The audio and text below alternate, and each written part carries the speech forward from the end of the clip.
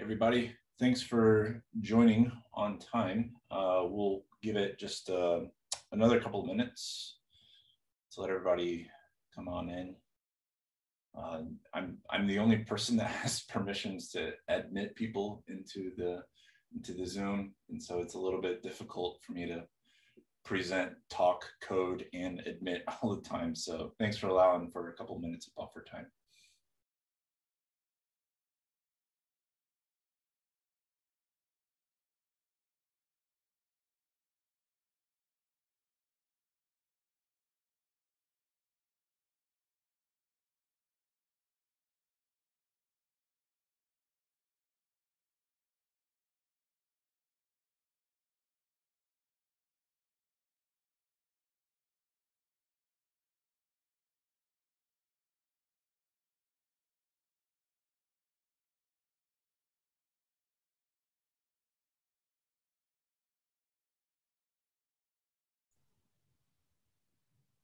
And let me just go ahead and get this out of the way. Let me apologize for the last minute invitation yesterday.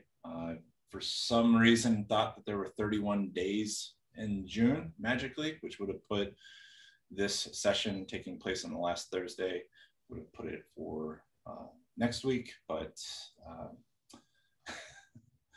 well, there's Outlook for reminding me. That's awesome.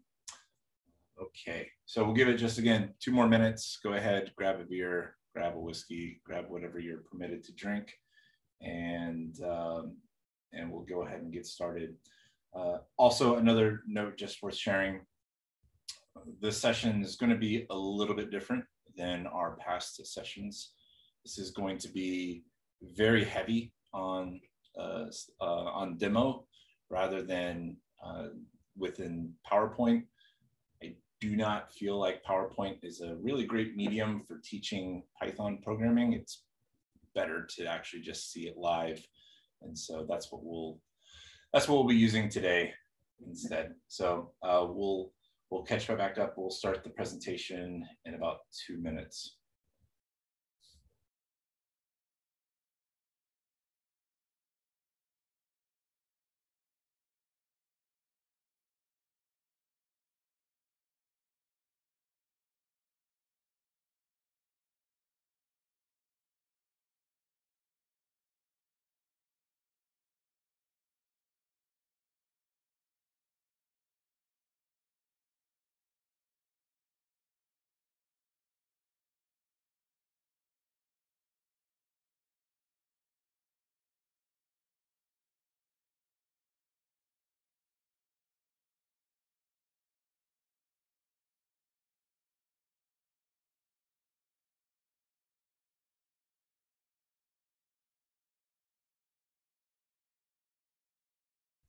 So I just got a really good question from one of our friends in the audience. If these sessions are recorded and shared online, absolutely.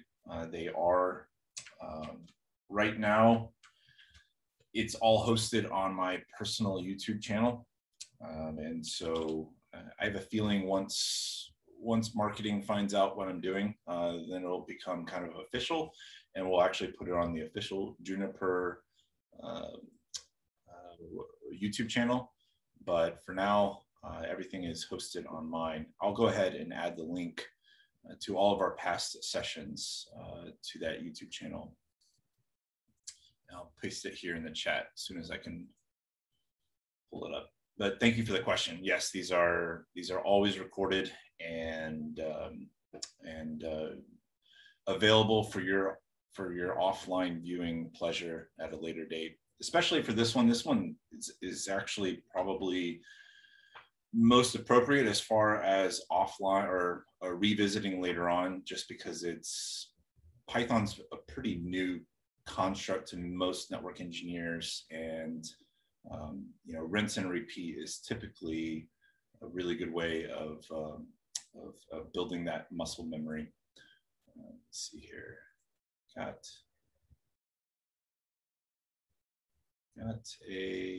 There we go. All right. This is going to everyone. All right, so there's the link in the channel, the chat for your viewing pleasure.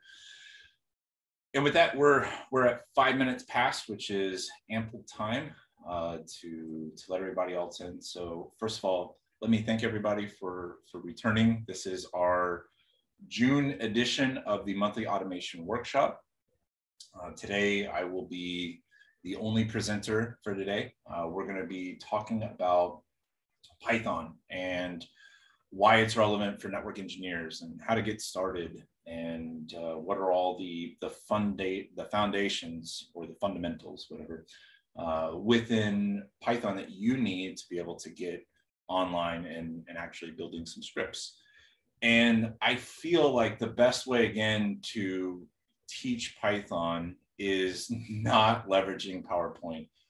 It is to actually see it, and hopefully what we'll be doing today is something that you can follow along with throughout the process, because today, to teach Python, we're actually going to be writing our very first Python script, which will be performing software compliance on a series of firewalls to let us know which of our firewalls are running the golden image and which ones are out of compliance.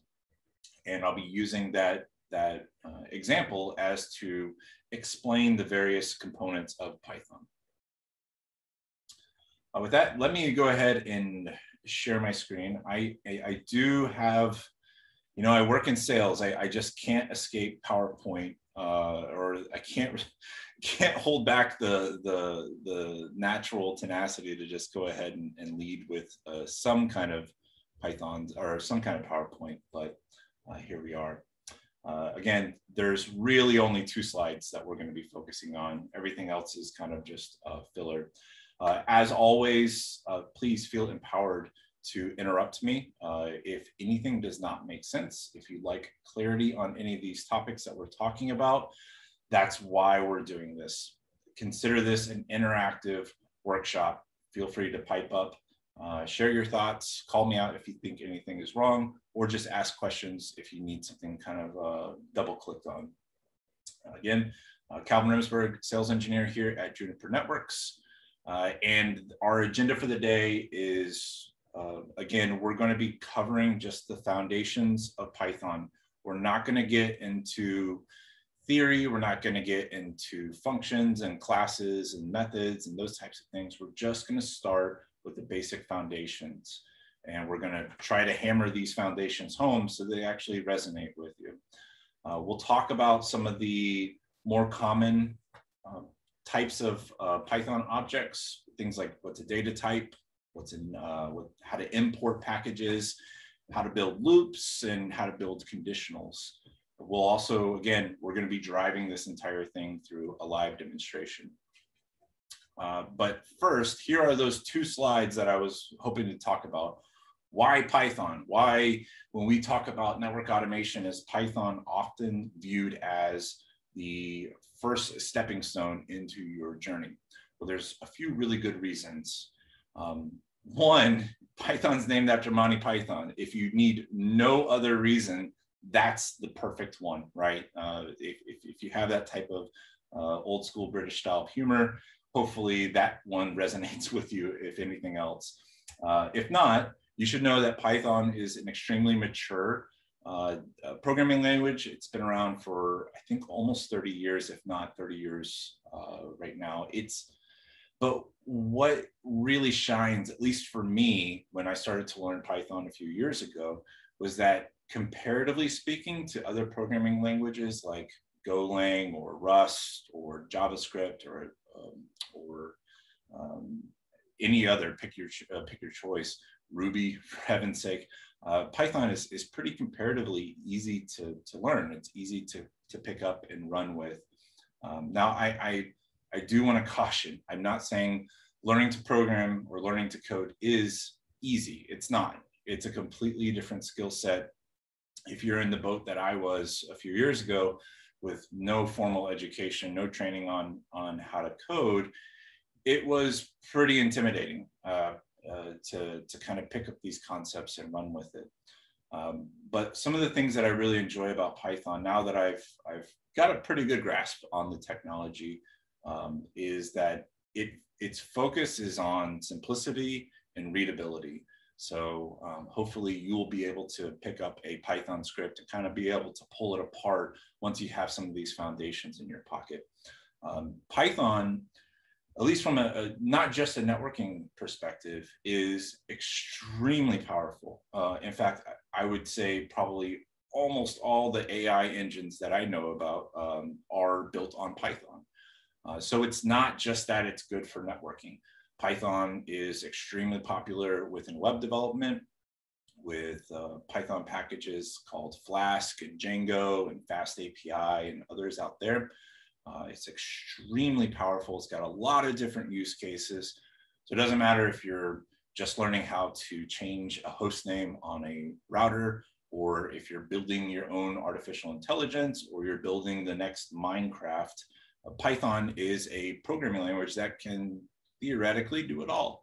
So it's really good to, I mean, it's really convenient, honestly, once you start getting into automation, thinking, okay, I just need to learn one programming language rather than, you know, having to pick up JavaScript and Python and Ruby or etc.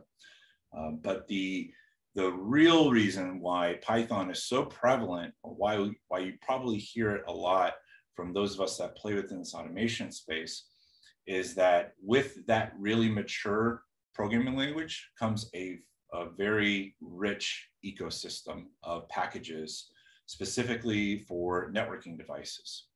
Now, why this really matters is think about what it is to operate a network device. How do we communicate? For the last, 3-4 decades, what have we been using? We've been using tools like Secure CRT or a Linux terminal or PuTTY. And you would launch that application and you would type in, what's my IP address of the remote device? Am I using Telnet? Am I using Serial? Am I using SSH? What are my credentials to authenticate with this device?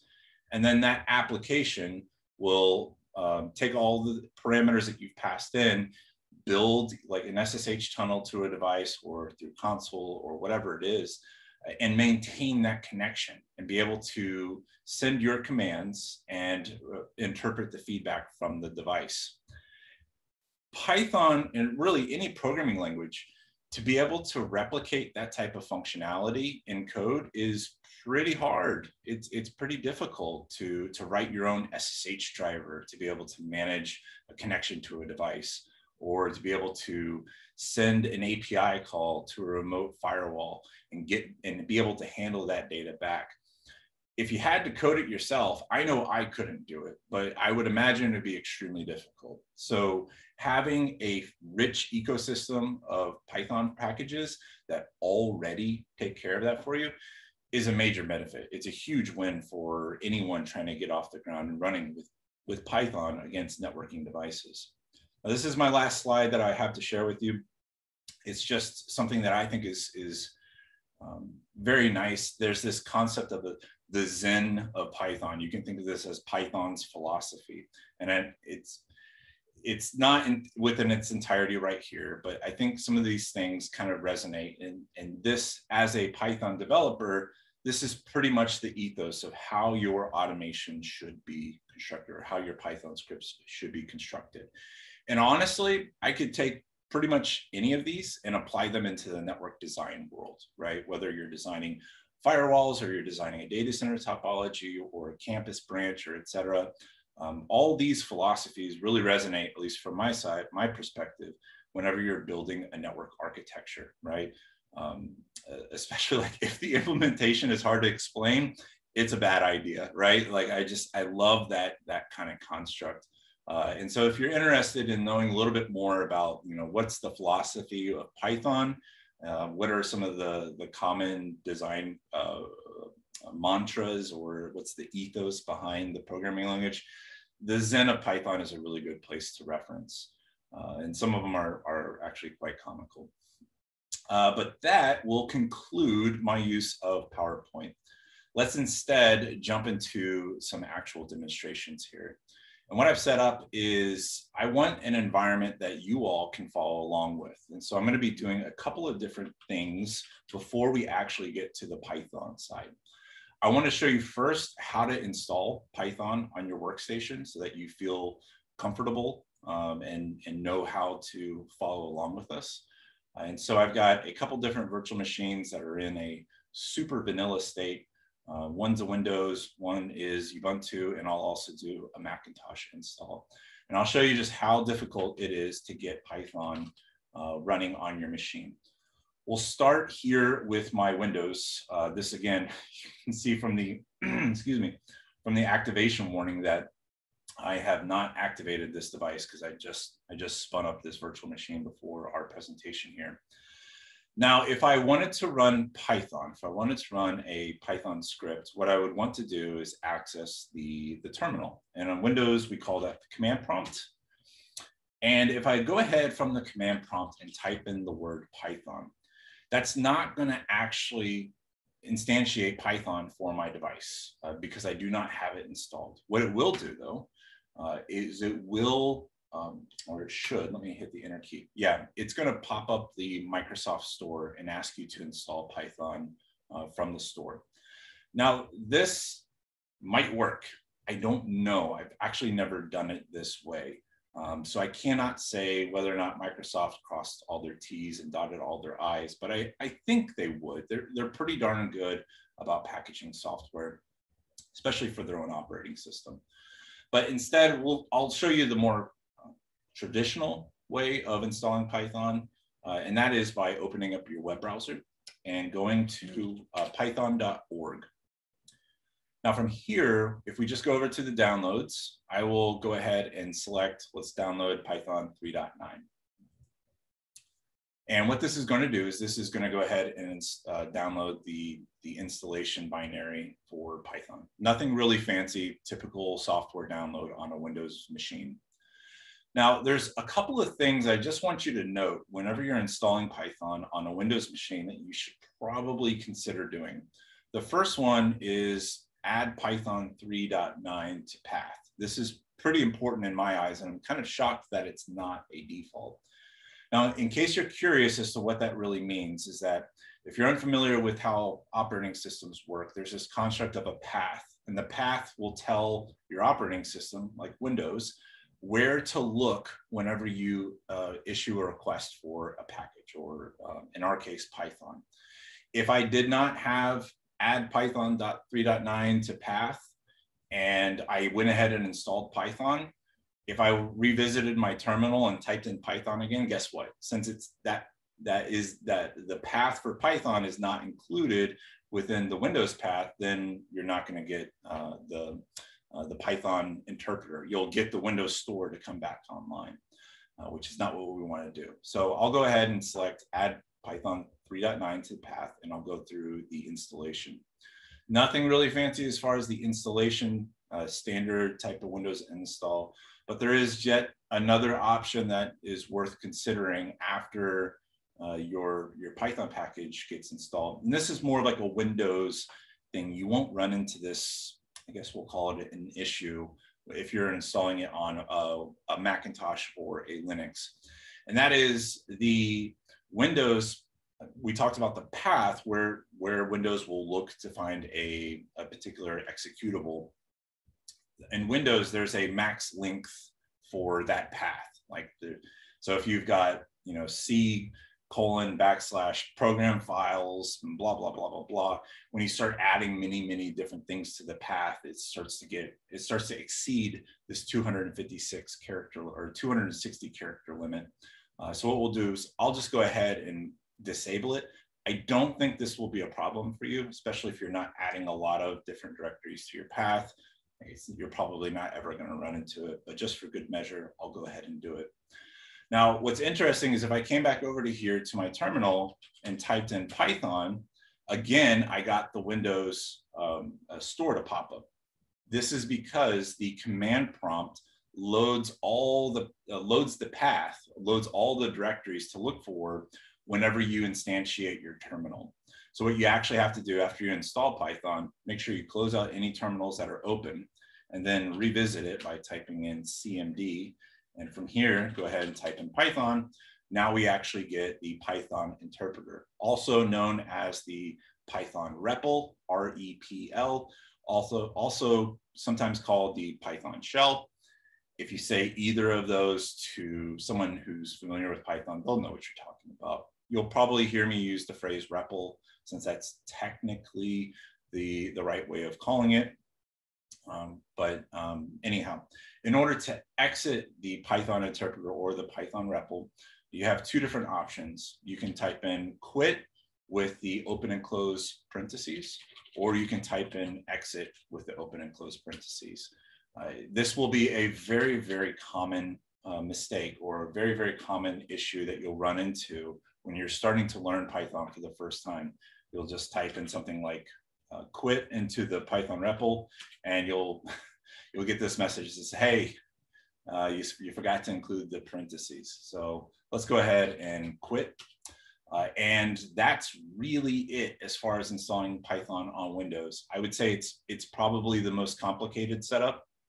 Probably didn't need a video tutorial, but I am going to install one additional program, and that is Microsoft's Visual Studio Code. And I have to say, I think honestly, this is the greatest piece of software that Microsoft has ever written. It's completely open source, which means it's completely free. It's available on any platform that you operate on, so Linux, Windows, or Mac. And what Visual Studio Code, make sure you get Visual Studio Code and not Visual Studio, right? Big difference in between the two, believe it or not. Visual Studio Code, you can think of it as a text editor that will allow us to not only develop the Python scripts for our automation, but it'll also enable us to run Python directly inside of the text editor itself. There's a lot of really other great features of Visual Studio Code that make me always highly recommend it. One, they have a very, very rich ecosystem for extensions that can help your Python development. They'll tell you exactly, if there's invalid code, if you typed something incorrectly, there's a construct of a linter that can help you understand, hey, I messed up a little bit, right? And so to access these extensions or these plugins, you would go into the extension panel, and you can see that the #1 most popular is Python. This again will give you some visual feedback. It'll provide color syntax highlighting, and it'll point out anywhere within your script that you made a mistake. Either you indented incorrectly, or you're trying to do something that isn't supported. The text editor will actually highlight it and provide you some context as to why you messed up and where you messed up. In addition to that, one of my favorite things about this is that they also have extensions for Junos, which I believe I prefer this one, yeah. So if you have a Juniper config file, either in set commands, standard Junos config format, XML, JSON, doesn't matter. The text editor will also help you quickly identify what objects are what by providing some kind of highlighting within there. So really, really appreciate having that Juniper support. So the app itself is pretty lightweight, again, completely cross-platform. So I highly recommend using this. And actually, for today's demonstration, I'm going to be driving the entire thing through Visual Studio Code. So you'll definitely see quite a bit of interaction on that. But moving over into the Linux world, you might not be surprised to hear, for those that are involved or play within the Linux space often, that the installation is even easier than it was on Windows. What we'll do is we'll open up a terminal, and I will go ahead and use the package manager for Ubuntu in this case to install Python 3. And to run that, sudo apt install, I'll install Python 3-dev to give me the latest development instance of Python. And I'll also install Python 3 Vim, which is for Python virtual environments. Now, I haven't mentioned virtual environments just yet. Do not mistake a virtual environment for a virtual machine. Those are completely different. We'll talk a little bit about that later. But after I install my, or pass in my password, I can see that the package manager for Ubuntu says, hey, we're about to install all these different types of things. Do you agree that these are the things that you'd like to install? I'll go ahead and hit the letter Y. And after that, we'll actually have Python 3 available for us. Now, it's important to note that with Linux and Unix-based operating systems like Ubuntu or Red Hat or the new Rocky Linux or even Mac OS, that they actually ship with Python on board. And these later versions or these more recent versions of Ubuntu will actually ship with Python on board, or actually Python 3 on board. So if I type in the word which and say Python 3, it'll show us in the path, from the path's perspective, which version of Python 3 would be executed in this case. And here I can see that's user bin Python 3. And if I typed in Python 3 from my terminal, hey, we get our REPL and it's version 3.8.5. All right, so that's it for the Linux side of things. The Mac, you have two different ways of installing Python. One is through the more conventional method that I showed earlier with Windows, where you go to python.org, download the package, go ahead and perform the installation. There's also a third-party package management for Mac called Homebrew. And if you have Homebrew installed, you would know, because it's something that you would have to install yourself with a command. But to install Python on Mac, you would say brew install Python 3 if you have Homebrew already installed. This will go ahead and reach out to make sure it gets all the latest copies of the packages, and it will go ahead and install Python. In my case, I should have already had, I already have Python 3 installed on my machine, so nothing to worry about here. But there is something that's worth mentioning still. I think, what year are we in? We're in 2021. Python, or on the, what is this, Big Sur? I don't remember which version of Mac OS I'm running, but Python is actually shipped with Mac OS as well, because the operating system relies on Python to perform certain tasks. But the version that ships with Mac OS in 2021 is still on an EOL version of Python. It's been EOL before COVID. So it's been EOL for a long time. So shame on you, Mac, for still shipping Python 2.7 with your operating system. So you definitely want to go through the extra process of installing Python 3. I should also be able to type in which Python 3. And there I can see the path for my Python 3 package. So for me to execute or to get into that Python REPL on Mac, I would type in Python 3, and there we go. It looks like I'm running 3.9.1. Now, we're not going to be using the shell directly, like a Linux terminal or a Mac terminal. We're actually going to be, again, using Visual Studio Code for executing all of our Python. But hopefully, now that you've seen how to install Python on any operating system, it's going to provide at least some kind of common ground for us to actually work on this together. Now, what I'll do now is I'm going to open up my Visual Studio Code on my Macintosh, and let me close out all my other unrelated works. And one of the things, and I have to mention this, that's just so gosh darn cool about Visual Studio Code, is that you can actually have Visual Studio Code SSH into a remote server and edit all the files like they were local on your machine. So in my case, I'm going to go ahead and I'm going to SSH over into a server that I have. It's a Linux server called Code. You don't have to do this, by the way. You don't have to use the remote connection. I just prefer to do all my development on a Linux world instead of Mac, because Mac, as much as I love them, they do some silly things sometimes, like shipping with an archaic version of Python, for instance. Now, to actually get the terminal to pop up inside of your Visual Studio Code window, what you would do is you can either hold down the control key. Yes, this works on Mac as well. Hold down the control key and press the tilde, the key next to the number 1. And you'll get a window that pops up here at the bottom. You can open up multiple tabs, multiple sessions. It doesn't really matter. I like to do this a lot whenever I'm trying to build automation for a certain platform. I'll have at least one session open to a remote device, and then my other terminal will be for use of my Python. So I can do a little compare and contrast. And so with that, let me just go ahead and minimize everything else. Let's start from scratch here. Let's talk about the actual Python programming language. Let's get our hands on with this.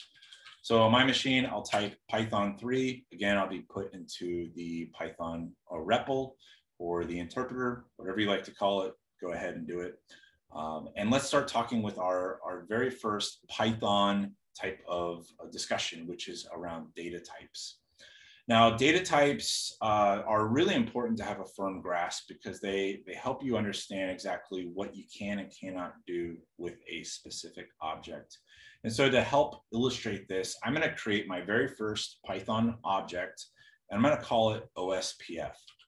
So the way that we create an object in Python is we type in the name of the object, and then we separate the name of the object from the value with an equal sign. So I'm saying OSPF is equal to, and I'll just say the number 10.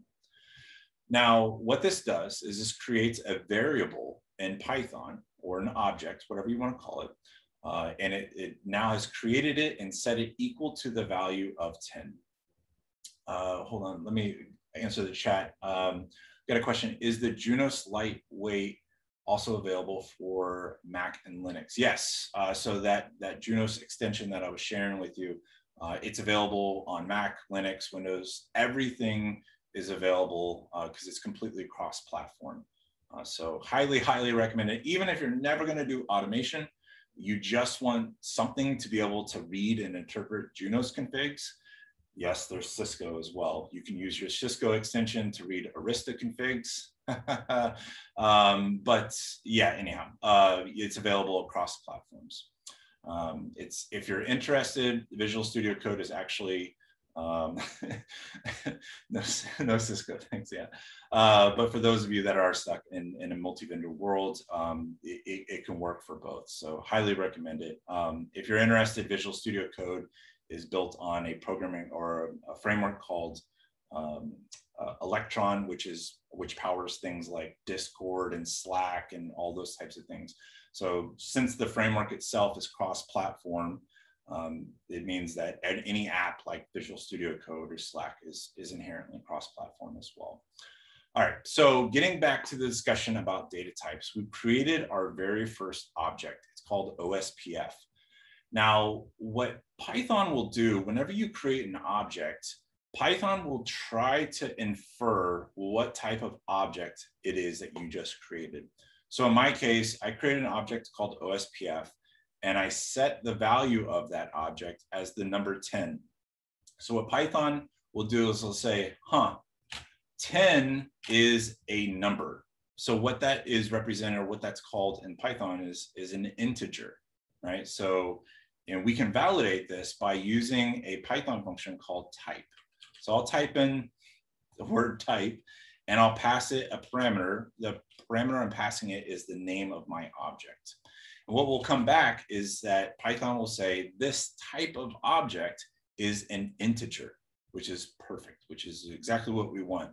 Because with integers, we can do basic arithmetic to them. We can add two objects together that are both integers. We can subtract objects from each other. We can multiply, we can divide, we can do all these basic arithmetic things, which will be extremely common in the Python or any programming world. So knowing right out of the bat that yes, OSPF is the type of integer. I didn't have to tell Python it was. Python, again, tried to infer what I passed in by looking at the value that I set and making some kind of intelligent decision. So to help illustrate this point a little bit more about the integer data types, well, first, let me go ahead and add a little annotation here so that we can follow along. And I'll say integer, the integer data type is basically a number, right? And then that gives us the ability to do some kind of parameters. And so let me close that out here. I'll just keep that on the screen just so that we have some kind of context as to where we're going. Without PowerPoint, my tools of driving points home are kind of limited. So we'll use the Zoom tools today. Let's create another object. Let's call it BGP. And I'm going to set BGP equal to 20. Now, in this context, we can just think that the value is equal to how many routes are within a routing table. There is no routing table in this discussion, but let's just kind of pretend that there is. Or it could mean administrative distance or preference, you know, all those types of things that we would do from a control plane perspective. But now I have a BGP object, it's equal to 20. I have an OSPF object, it's equal to 10. And because both of these objects should be integers, what I can do now is some basic arithmetic. So let's say BGP plus OSPF. Let's just pretend we're on a firewall. It's running both routing protocols. There's 10 routes in the OSPF table. There's 20 routes in the BGP table. How do we understand how many routes are within the routing table itself? Well, we'll add the two objects together. Now, when I press enter, the Python interpreter or the Python REPL will actually perform the arithmetic and hand us back the value itself. It'll print it out to screen. This is not the behavior you'll have when you're actually working inside a Python script. If you wanted to see the value, you would have to use a print statement to actually get the value printed back out to the terminal.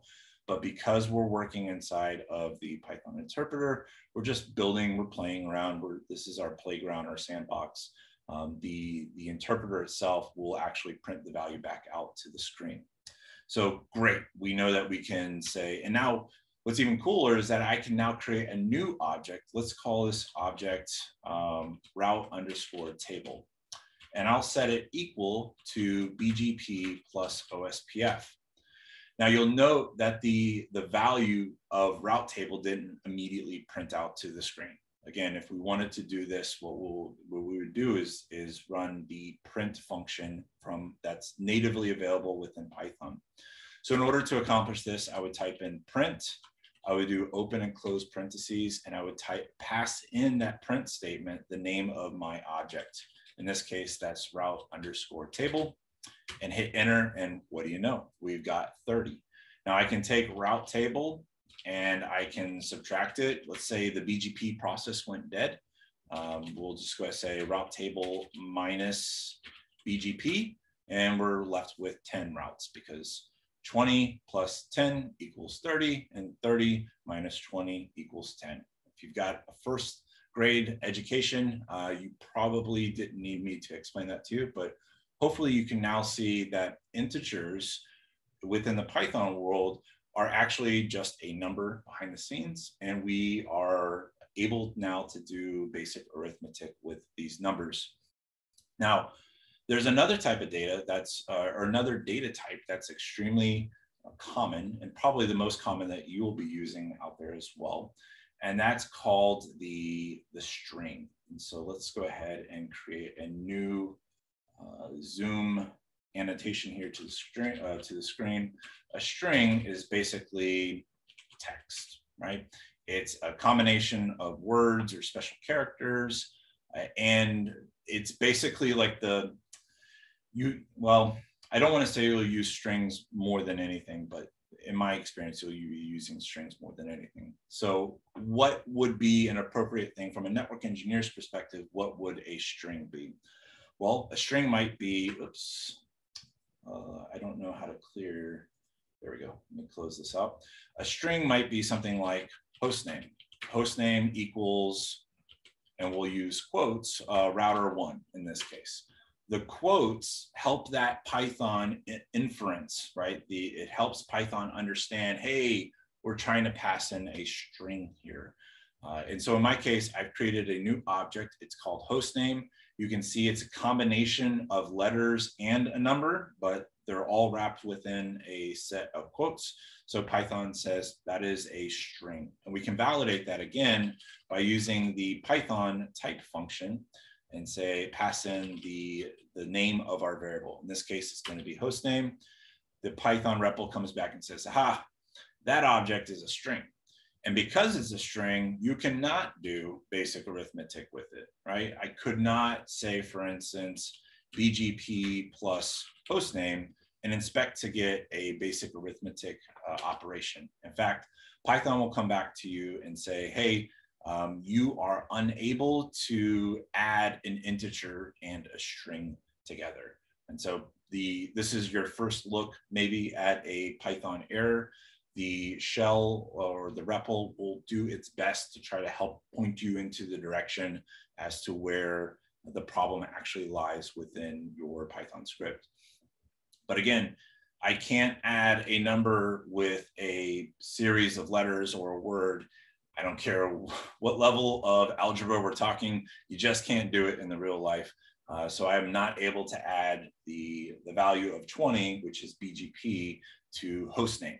But what you can do is you can add, or you can concatenate two different strings together. For instance, if I wanted to create a new object, another string, we'll call this platform, and I'll set it equal to the string of virtual SRX. What I can do now is I can concatenate the string hostname with the string platform together with the addition operation here. So I can say something like hostname plus platform, and what I'll get back from this from the REPL is a concatenation of those two words or those two strings together. In this case, it's router 1 virtual SRX. You'll note that there was no space. It literally took those two objects and concatenated them together. But you probably understand that you probably can't do additional types of, or I'm sorry, other types of arithmetic, right? I cannot subtract hostname from platform and expect to get anything. Oops, let's make sure I spell that correctly. It's going to say, hey, look, you're trying to do some kind of arithmetic that's just completely unsupported. You cannot subtract a string from another string, right? So starting off, we've got two types of data. One is an integer, and that's basically a representation of a number. There's also the string, which is a text or a combination of different types of strings or integers together. Now, there technically is another data type that represents numbers. We call it a float.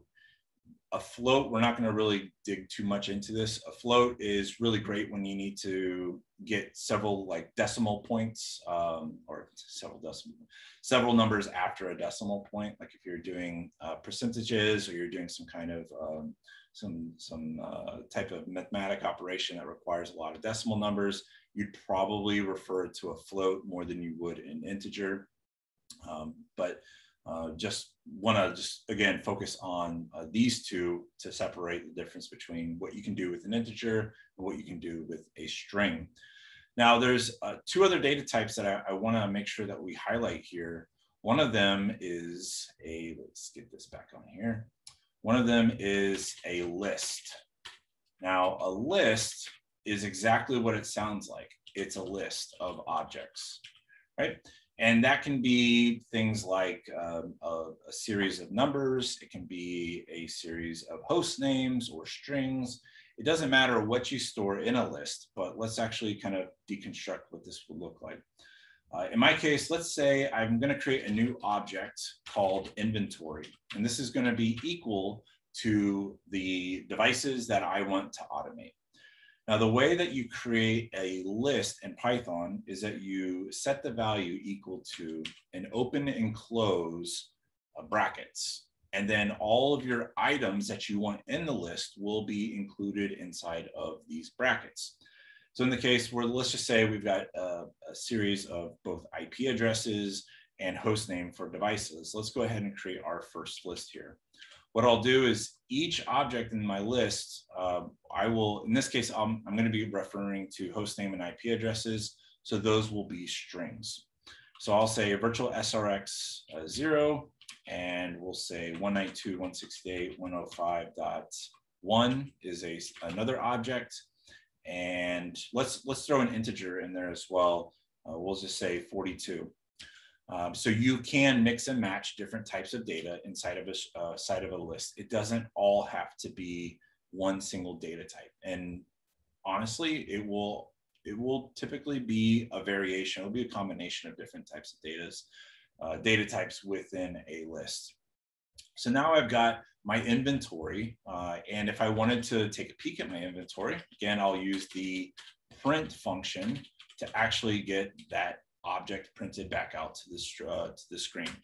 So here we see I've got a list. I knew it was a list because it was started and it finished with brackets at the end. And I've got several different items inside of that list, all separated by a comma. And those items can be all the same data type, like a string or an integer or another list embedded inside this list. Or it can be a tuple, or it can be all kinds of different things. But what if you wanted to find out, what if you only wanted to get back a specific object inside of a list? How could you accomplish that? What I'll do is I'll try to clear my screen here. And let's again make sure we have a reference point. I'm going to print inventory back out to the screen. Let's say I wanted to get the very first object inside of this list back. I didn't care about the second and the third object. Now this touches upon something that's a little weird if you're not a Juniper fanboy. And that is, in the programming world, the first number is going to be a 0. Right? Just like it is on Juniper interfaces, right? You configure gigabit 000, right? Coming from a Cisco background, that was a little off-putting there for a while. But when I understood that Junos is built with programming in mind, it really made sense. It clicked for me at that point. So how do I tell Python, I want only the very first object in this list? The way that we do that is I'll hit the up arrow. And instead of passing in the name of my object as inventory, I will ask for a specific index. Now, what this means is I'm saying this is a list. This list has multiple items inside of them. But what Python will do for all of its lists is it will associate a number based on its placement within that list. And they call that number the index. So in my case, I'm going to say, print out the inventory, but give me back the first object only. And the way that we say that is we do another open brackets. I'll pass in the index. Remember, the first number is a 0. So I'm going to pass in the index of a 0. What I'll get back now to the screen is virtual SRX 0 or VSRX 0, which is awesome. That's exactly what I wanted to have. And how would I get the very last object, or in my case, the third object? Well, hit the up arrow, and you might have suspected, I'll pass in the number 2, because remember, 0 is first, then 1, then 2, then, et cetera, et cetera. So in this case, we get back an integer of 42, which is perfect. I can even go and, again, I can pass in, instead of print, we can just say type. And then we get the type of the last object, or the third object, came back as type integer, which is great because now I can do all the arithmetic that I would if this was a standalone object. I can now do it with that third index. So that's a list. Again, it's a combination of, it's a combination of multiple objects or multiple values put together inside of one specific object itself. Think of a list like a big cardboard box, right? I've got a cardboard box. I can stuff like items in there. Maybe I've got all my books inside of that box, or I can store different types of objects inside of that box. Maybe I've got some David Bowie LPs that are in there, or I've got some old iPhone chargers or something along those lines. It doesn't have to all be the same type of thing. That's basically what we get with a list. Lists are extremely important, especially when we get into the topic of loops later on. We'll definitely be revisiting lists quite a bit. Now, there's one other data type that I just want to mention that's really important for us, and that's the data type of a dictionary. Now, let me just go ahead and put the dictionary on the screen. Now, a dictionary is It's almost like a list, but what it allows you to do is store additional key value pairs within that object. So what this would actually look like, I'm just going to type in KV. So whenever you see KV, just think key value, and that might not mean anything to you just yet, but let's go ahead and try to walk through this together.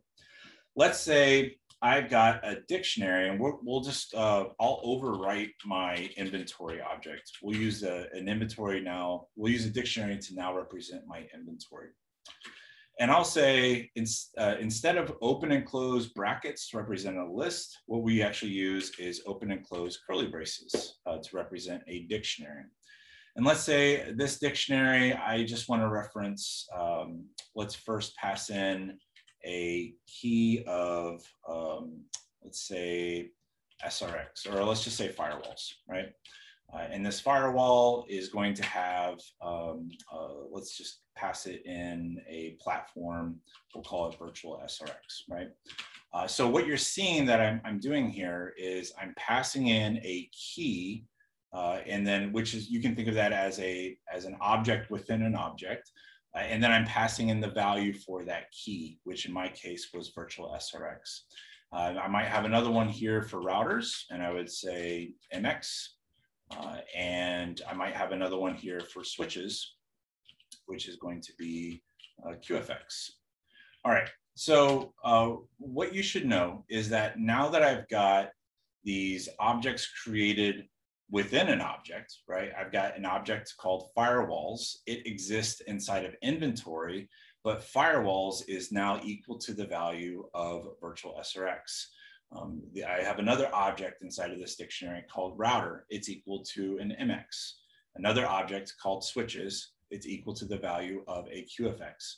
So in contrast to what we saw with lists, where we just declared the value of whatever it is that we're storing inside of the list, now we can have a little bit extra depth into each one of those values if it makes sense. Now, in contrast to what we had with lists, remember, if we wanted to get the very first object back from a list, what we would do is we would type in print, and I would say, pass in the object of inventory. And in the list world, we have everything that's indexed. So I would say, give me the very first object inside of this list. Again, list, everything starts with a 0. Now, that doesn't work here with a dictionary. You can't use that index concept and apply it from the list world and apply it to the dictionary world. What you can do, though, instead, which I really love in comparison to list, is I can actually reference the key within that dictionary, and I'll get the value that will come back to the string. So what this looks like is I'll say print, and I'll say inventory.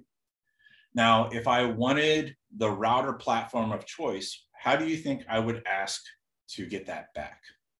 Well, if you said pass in the key into your object, you would be absolutely correct. So now when I type in inventory and then reference again in brackets the object inside of that dictionary, I will get back a value of MX. So this is how you can reach into a dictionary and pull out a specific value for an object that you're looking for.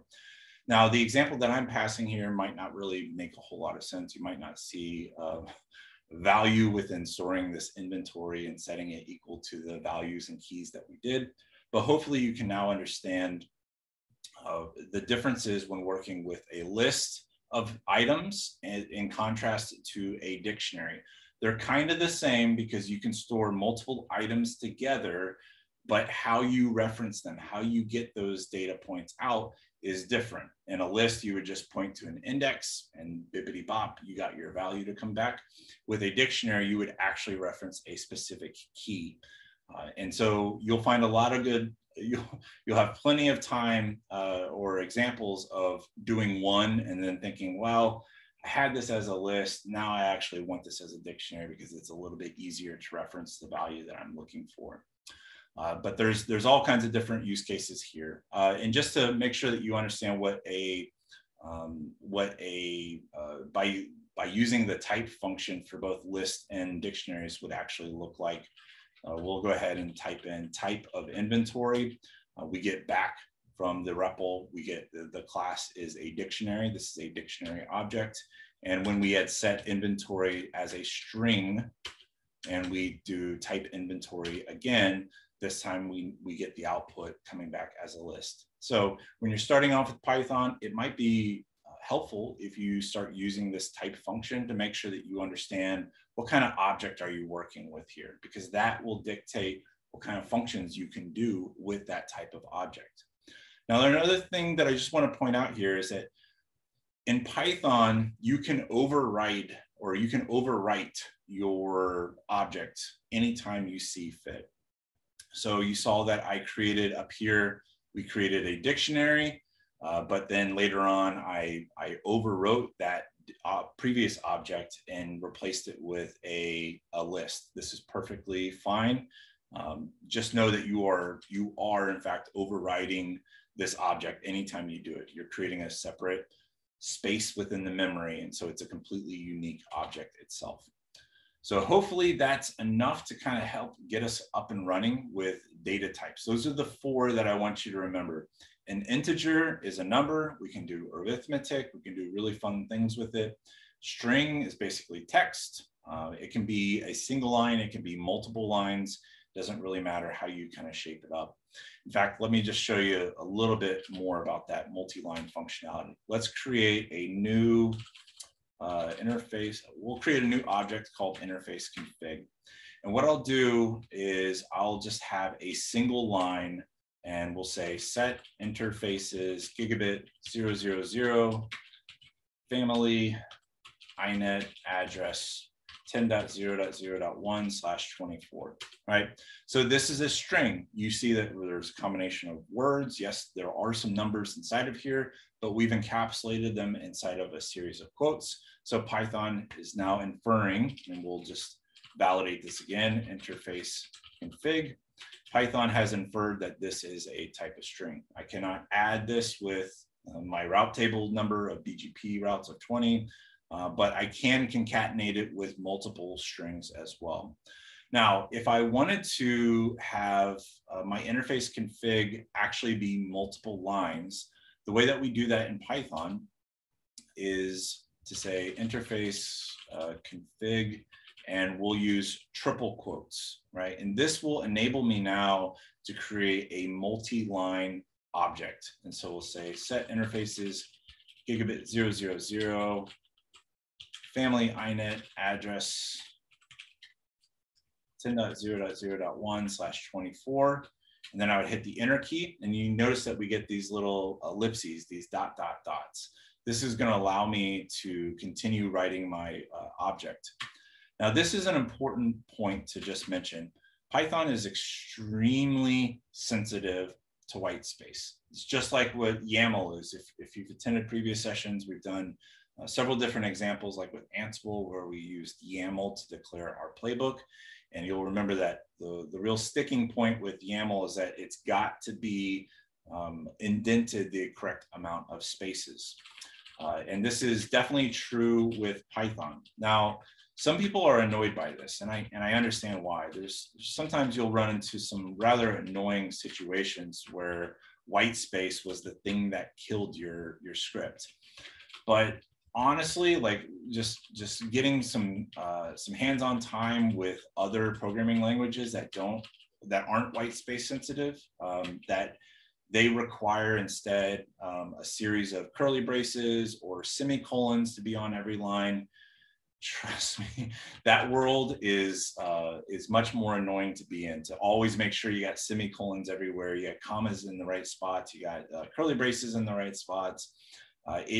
You'll start to appreciate or at least the white space indentation stuff doesn't become so much of a hassle anymore. Now, on a multi-line string, we close it the same way that we opened it up, which was with 3 quotes right here. Now, if I do let's just start with type for interface config, interface underscore config. We get the type that comes back. This is a string. Yes, there's multiple lines to this string, but it's still just a string at the end of the day. And we can print out that string to the terminal. interface config. Hey, there we go. We got 3 lines. Now, in my case, my obsession over making sure my Python is white space sensitive has actually created this kind of snafu. And to better illustrate this, let's go ahead and recreate the interface object. It doesn't matter in this case if the string is at the same indentation level as the other one. So I'm kind of like eating my own words as I said how important white space sensitivity is. Python is a little flexible in certain places and it's very, very strict in other places. Again, Python's pretty easy as far as rules and getting up and running with it. But just note, there are no requirements with semicolons and curly braces like you would get with other programming languages. Also with other programming languages, you actually have to explicitly say this is a string or this is an integer. You don't have to do that in Python. Python will try its best to infer it. So overall, it's a pretty friendly type of operating system or programming language to get started with. So with that being said, I think we just want to touch one more last thing around data types. You can change a data type. If Python, if you feel like it inferred it incorrectly, you can change between different data types as long as it's allowed. So for instance, we have the BGP table, right? Again, it was set to the integer of 20.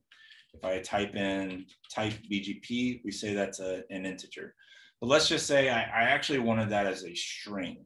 I could either recreate my object and use quotes to dictate that it's a string, or what you can do is you can also set the actual value as a string instead.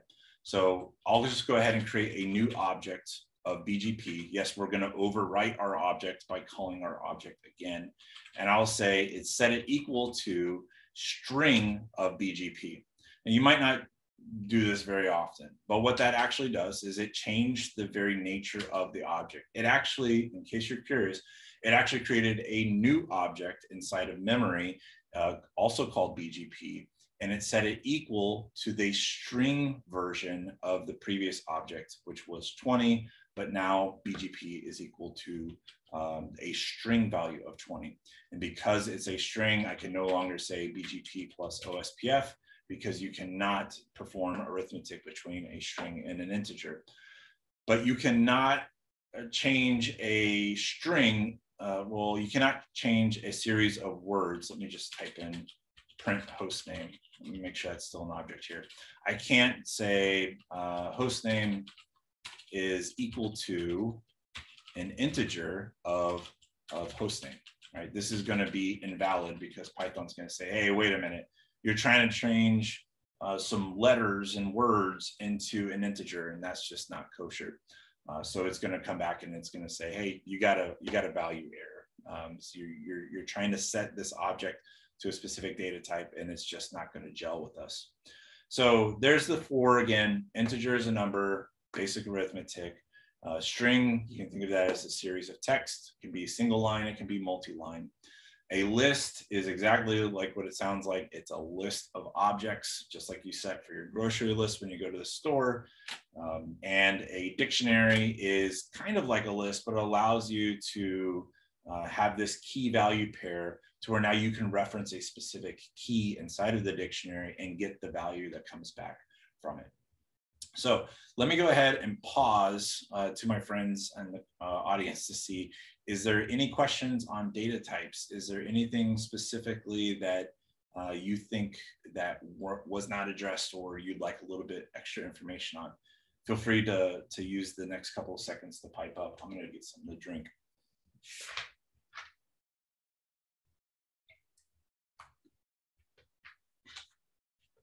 All right, excellent. Sounds like everything just made complete sense and I'm flattered. That's wonderful. Let me go ahead and clear the screen. We're still inside the Python REPL. Now I want to address another thing that's not a data type, but it's a very, very common thing that we'll do in the Python world. And that is what we would call a loop. Now there's 2 different types of loops that are worth talking about. Oh, we got some chat. All right, sounds good so far. All right, we're good to go. Let me close out the annotations so I can clear the chat. There we go. Let's get back to the annotations here. Okay. So a loop is, it basically allows us to perform some kind of task over a list of objects. So a loop will say perform a task against a list. Now note, I didn't say perform a task against a dictionary. It's not, you can actually, yeah, you can also loop over a string as well. And we'll show you what that looks like here.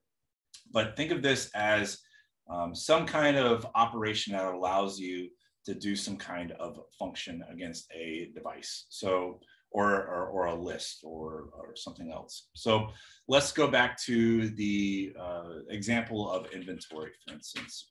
We'll say inventory is equal to virtual SRX 0 and virtual SRX 1 and virtual SRX 2. Oops, let's make sure to use our quotes. It's worth noting, I should address this. When you're creating a string object inside of Python, you can either reference it as single quotes or you can reference it as double quotes. Again, Python is pretty flexible. Just try to be consistent. You cannot, for instance, open up a object like this and expect it to fly, where you declare a string with a single quote and then you try to close it with a double quote. Python's going to yell at you. Actually, let's look at what that would actually look like. The error that we got back from Python or from the REPL, it says there's some kind of syntax error. The EOL means end of line. It doesn't mean end of life. This isn't networking. So EOL when scanning the string literal. So some of those words probably don't make a whole lot of sense, but basically the Python REPL is trying to say, hey, you started a string, but we don't know where the string stopped because you opened it with the single quotes and you try to close it with double quotes. What's going on? You'll also get the same if you forgot to close the object as well. You're going to get literally the same message itself saying, hey, you started to create this object with an open print or a single quotes. We don't know where that object actually ended. So let's go ahead and close it off properly with another single quote. And so now I've got this object of inventory, and I can print that list of devices to the screen. But what if I wanted to print each device one at a time, right? I didn't want to print all of them, and I don't want to print one specific one. I want all of the items in a list. I just want to print them off individually. The print statement, the print example I'm giving you might not make a whole lot of practicality examples, but think about this if you were automating devices, right? So let's say you've got these 3 firewalls and they all have the same SNMP string, the same SNMP community that you're using to monitor and gather information from the devices. Now let's say there's some kind of security breach with your monitoring solution software. Not going to call one out by name, but suddenly you have to change all of your SNMP communities across all of your devices. It would make sense if all of your devices are in a list to then perform the same task against all the devices. So although my example, I'm just going to be printing them to the screen, just know that this concept of a loop will really provide value when we start getting into the automation side of things for performing a little bit more complex tasks itself. So how do I print these off to the screen? Well, what we would use is this loop. Again, we're performing some kind of common function against all the devices inside of a list. What I would do is I'm going to use this construct of a for loop, which basically says, for each item in the list, do this specific thing, right? It can be printed out to the screen. It can be changing the SNMP string. It doesn't matter what thing you're trying to do. Just know that we want to do them underneath the construct of a for loop. And so let's look at what that would actually look like. I'm going to type in the word for, and I'm going to say for device in inventory. And I'm going to use the colons. Now, before I talk about the next step, let's kind of deconstruct what I'm saying here. When I type in the word for at the beginning of my Python screen here, that's saying I want to do a for loop, meaning I want to perform some kind of task against all the objects in a list. Now, the list that I want to perform this task over is mentioned here as, well, I call the list by name inventory. Let's see, admit. So, but I need to tell Python, I need to give it some kind of temporary name for an object as I'm going through this list. And so what I've done is I've given this placeholder as device, as a temporary placeholder for each object as we're going through it. And then we say, so basically for device in inventory means for each time we're performing some task inside of this list, I want to be able to reference this object with a name of device. So we'll say for device in inventory, print device, and then I'll hit enter. Now, this again, very, very simple loop, probably doesn't make a whole lot of practicality or doesn't make a lot of sense as far as what we would do in a production network, but hopefully you'll see that when I hit the enter key, that what we're actually doing is we're going through each device or each object inside of inventory, and then we're performing some task. In this case, I'm printing it to the screen. Now, for us network engineers, yeah, I knew it was a device because this is inventory, and inventory holds devices. So I used the temporary name placeholder of device, but it doesn't have to be that. It can be ice cream sandwich, for instance, or ice cream sandwich in inventory, space, print device. Or I'm sorry, that's actually going to fail because I don't know, it did fail. I don't know why it printed off the last one, but what it should have looked like was print ice cream sandwich, and then hit enter, and then we get each device. So again, this is a temporary placeholder so that you can reference each object in a list, and it doesn't have to make sense. A lot of examples, actually, what you'll see is it'll say for X in inventory. A lot of examples that you'll see online will use like for X in Y, or for this or for that. But let's just roll with X for right now. So there we go. We're printing out each object. So just know this X is a temporary placeholder that's only found inside of this loop. Now, I want to talk about the other parts of this loop because it's worth noting. We tell the loop, or the logic of the loop, to start after the colon, right? So we say for X in inventory, colon, and that's how Python knows that we're actually about to put some kind of logic inside of this for loop. Now, remember when I said that Python is extremely sensitive to white space? I point that out because when I'm inside of a loop, I need to be indented appropriately inside of that loop. So in my case, I used 2 spaces and then put my statement inside of there.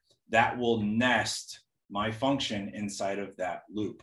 If I had not nested it, right, say for X in inventory, sorry, let's say for X in inventory, and I just said print X, Python's going to come back and say, hey, you got an indentation error. It expected that statement to be at least 2 spaces. And so Python, again, it's strict in some cases, like it's strict in saying, hey, you've got to make sure this is indented, but it's not so strict as how much indentation is actually required. Again, rule of thumb, please just be consistent with it. So if you wanted to, you could say for X in inventory, and I could do 2 spaces like we did before. I can do the Python recommended best practice, which is actually 4 spaces. And I could say print X, and same kind of output. Again, not so much important as to how many spaces, unless you're working with other teammates and they might scream at you for being crazy with your spaces indents, but at least at bare minimum, be consistent or else you're going to run into certain issues. So again, the construct of a loop, it allows us to take a list and then perform a function against all the objects inside of that list. Now there is another type of loop out there. It's called the while loop. I'm not going to be using it today, but while loops are a common way of saying while some kind of value is equal to this, perform this kind of function. And again, I'm not going to focus too much on it, but let's just say BGP equals 20, right? So there we go. We got a BGP table. It's got 20 routes inside of it. I could do a while loop, and I could say while BGP is less than 100 or greater than 10, perform this kind of function. And we'll say print BGP, and then I'll add another type of operation. We'll say BGP -1, right? And what that's going to do is it's going to infinitely loop because I forgot to actually perform this correctly. But at least you get to see what's actually happening here whenever you create an infinite loop like I just did here. So I will use Control-C to break out of that loop. But as you can see, it kind of took my operation and went for a ride on it. Let me see, BGP equals, anyway, so there's while loops. They're not really as common in Python as you would get with other programming languages. I use while loops a lot inside of JavaScript. But for the most part, if you're performing some kind of task against multiple devices, you would be using a for loop to accomplish that. So I hope that part actually makes a lot of sense, and sorry for the while loop. I'm just not going to spend my time debugging it because I don't really think it's a very common thing to do while loops with the automation. Now, the last thing I just want to highlight before we actually get into our actual program for the day, which is to build an automation or to build a compliance tool, is this construct of conditionals. And what conditionals allow us to do is to put some kind of logic into our Python script. And that what I mean by that is it allows us to compare an object to see whether or not it's equal to the specific thing that we want it to, which will be very appropriate for our automation event today, where we build a software compliance tool. I have an idea as to what is my golden image version, and I need to compare it with the value on the device to say whether or not, yes, this is compliant, or no, it is not compliant. So what we get with a conditional here, let me just go ahead and create a new text here. A conditional, this is, allows for logic to be incorporated inside of your Python script. And so to give some examples of what a conditional would actually look like, we would say, let's say router 1 is equal to Juniper. Sorry, router 1 is equal to Juniper, and router 2 is equal to, we'll just say Cisco, right? Now, let's say I want to perform a task to change my SNMP string, but the command to do it on Juniper is different than the command to do it on a Cisco device. And so the task that I need to do, I need to understand what kind of device this is. And so that's where we would use a conditional. So I'd say to do this, we would say an if statement. So if router 1 is equal to Juniper, then print to the screen, this is a Juniper device, right?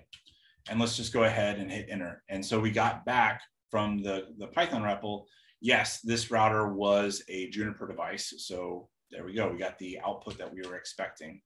Now let's change that to say if router 2 is equal to Juniper, and say the same kind of print statement, print this is a Juniper device. What do you think is going to happen now when I run this command? We know router 2 is equal to Cisco. So what do we expect in this case when I hit the enter key? Well, we get no feedback from the Python interpreter. That's because the condition that we were checking for came back as a false, right? So we were trying to compare, is router 1 equal to Juniper? If so, perform the function of printing to the screen. This is a Juniper device. However, since router 1 or router 2 was not a Juniper, we did not get a kind of a function to execute. So let's actually run through this and combine the construct of a loop with conditionals and hopefully get a little bit of logic inside of our script. So I'm going to create a inventory, and I'm going to say router 1, and we'll say router 2. We got here, oh, I'm sorry. Let's actually do this instead. We already have router 1 defined, and we have router 2 defined as well. Let's now create an inventory and stuff those 2 devices inside of there. So again, to create a list, we open and close with brackets. And now I'm going to actually call in the name of my object, router 1 and router 2. Now you'll note that we did not use the quotes in this case, because I'm actually referring to an object that already exists inside of Python's memory. So I'm not creating a string router 1 or a string router 2. I'm actually referencing these objects that we had created up here before. So now let's combine this with a loop, a for loop, to say for device in inventory. And now we want to add our conditional. We say if device is equal to Juniper, then perform this task of saying print this device is a Juniper device. And to account for the situations to where the first condition wasn't true, we use what's called an else statement.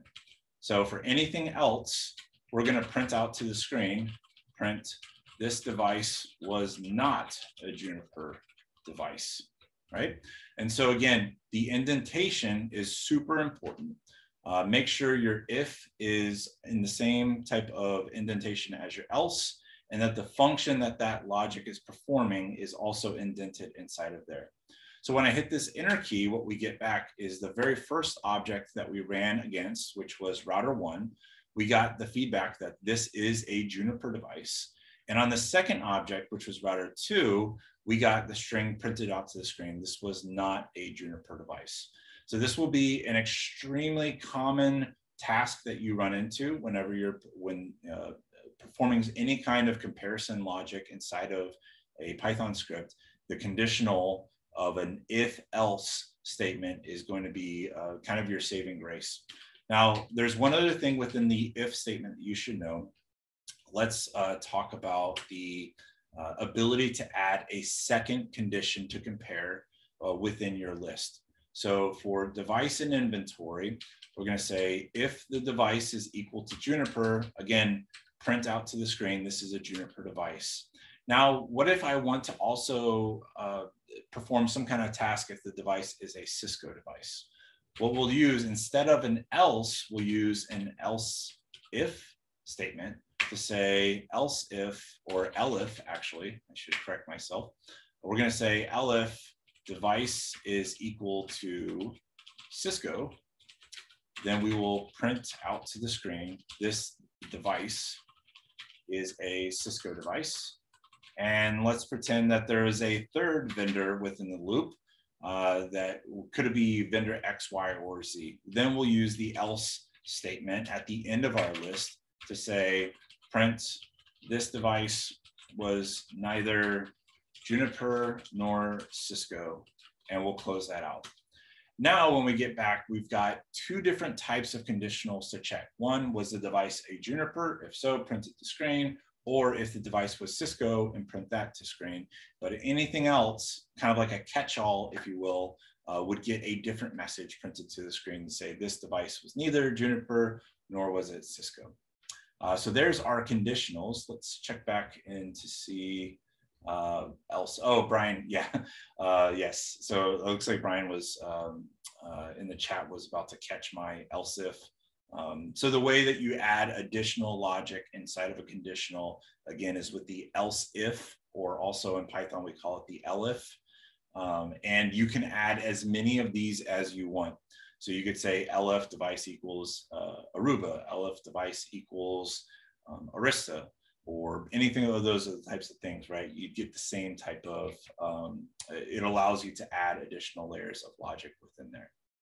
All right, so now we know the basic foundations of Python. We've got these 4 different types of data types, right? We got strings, we got integers, we got lists, and we got dictionaries.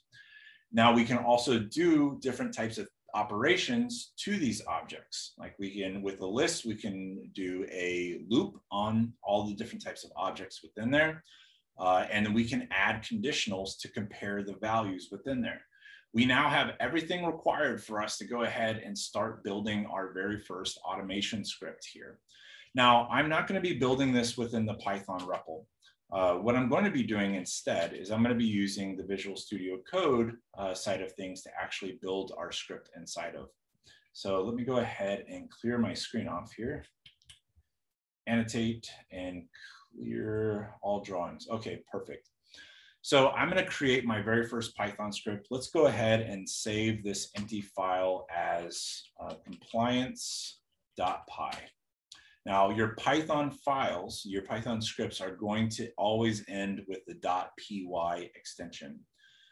And what that enables you within Visual Studio Code is that you can see Visual Studio Code just switched over into Python mode. It now knows that this file extension is .py, so it should expect Python dumped within inside of here. And because of that, Python will be able to, or the Visual Studio Code will tell you any place you might be doing something that's going to break your script. It's going to point it out with like a squiggly line inside of there. Now, we get another message that comes back inside of my Visual Studio Code to say, no Python interpreter is selected. You need to select a Python interpreter to enable features such as linting, debugging, etc. I'm going to go ahead and select my default Python interpreter because we're not going to be.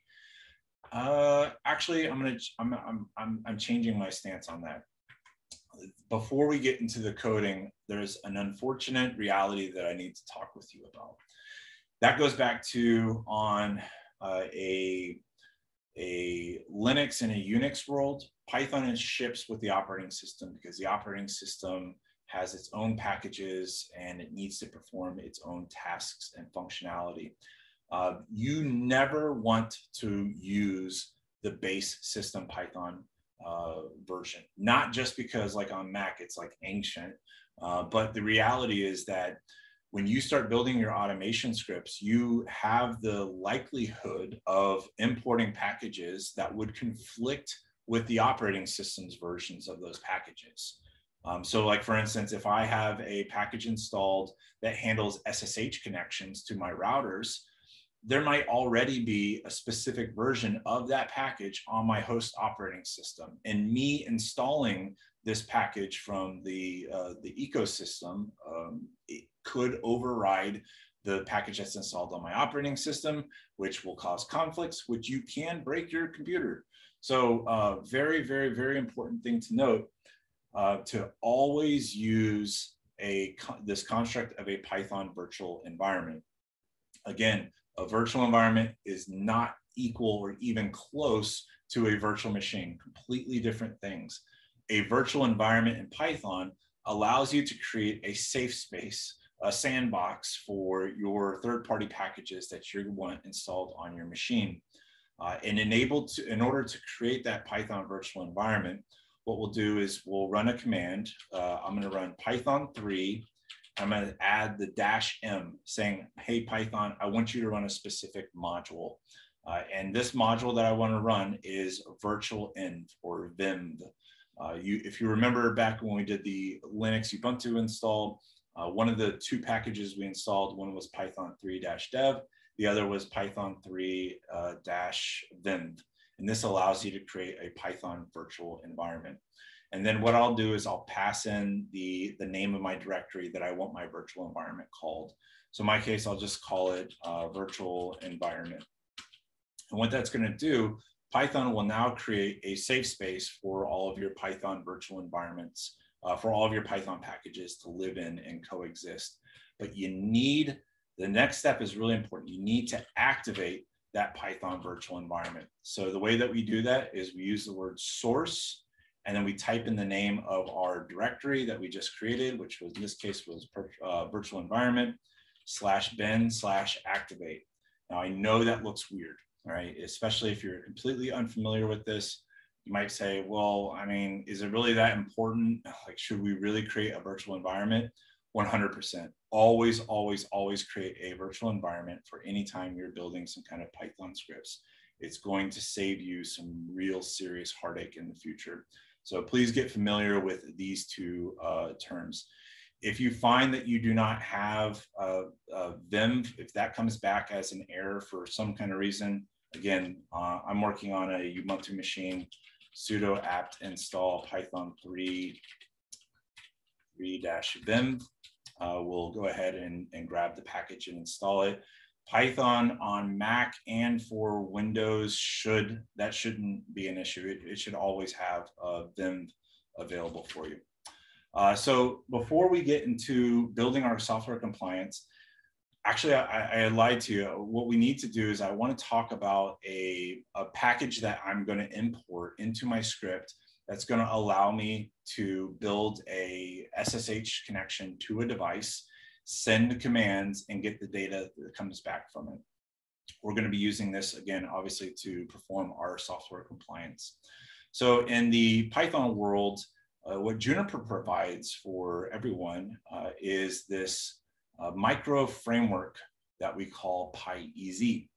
Now, PyEasy, let me just go ahead and turn off my video for a second. PyEasy enables you to perform both configuration tasks, things like changing my SNMP community, my strings, or changing my interface configurations, or to get operational data back from the device, like show OSPF neighbors or show BGP summary. And what this enables you to do is PyEasy will actually build the connection, just like what we talked about earlier with PuTTY or Linux terminal, right? Where you say, hey, I want this to be this remote IP address, use this username, use this password, and I want it to be SSH or I want it to be Telnet. PyEasy is going to be the package that's going to be able to import and maintain these connections to the remote devices. It also helps send the commands to the device and get the data back from the device. So PyEasy is a phenomenal tool. We're going to be using it extensively in our demonstration today. It's supported on any Juniper device that runs 11.4.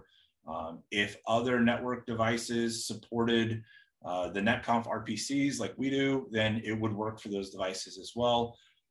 Unfortunately, the lay of the land, those other network devices were not built with an API first mentality, so they do not have this type of construct. So this is still only limited to Junos. I apologize. I understand how difficult it is to operate and automate those other networking vendors, but we're just going to keep it in the context of Junos for today. Now, let me make sure I'm in my virtual environment. The way that I like to do that is, again, I type in the name, the word which, and then I'll say which Python. Now, in my case, I did not get that system Python path that came back. Instead, I got the path for my virtual environment. So I know that I'm within my virtual environment right now. If you want to see what kind of Python packages are installed inside of your environment, you use the phrase pip freeze. Now, those two words put together, you probably wouldn't have guessed what it actually does. But let's talk about it just real quick. Pip is the package manager for Python. So anytime you want to install, remove, update any kind of Python package, you will use the command pip. Now, freeze is an unfortunate phrase. What it basically says is print to the screen all my Python packages that I have installed in this environment. I don't know why they use the word freeze. I can think of 1,800 different words that would be better for this type of functionality, but I'm not the person that makes these decisions. So pip freeze is a way of finding out what kind of packages you have installed on your Python environment. And so for us to now install the PyEasy framework, what I'll do is I'll say pip install Junos EZNC. So let's talk about this really quick. I'm telling Pip, my Python package manager, that I want to install a package. And the package that I want to install goes by the name of Junos EZNC. The reason why that is that PyEZ, there's technically multiple different PyEZs. There's a PyEZ for Abstra. There's a PyEZ for all kinds of different things. The creator, one of the creators of PyEZ, he kind of went all over the place in creating similar types of packages for all these different types of operating systems.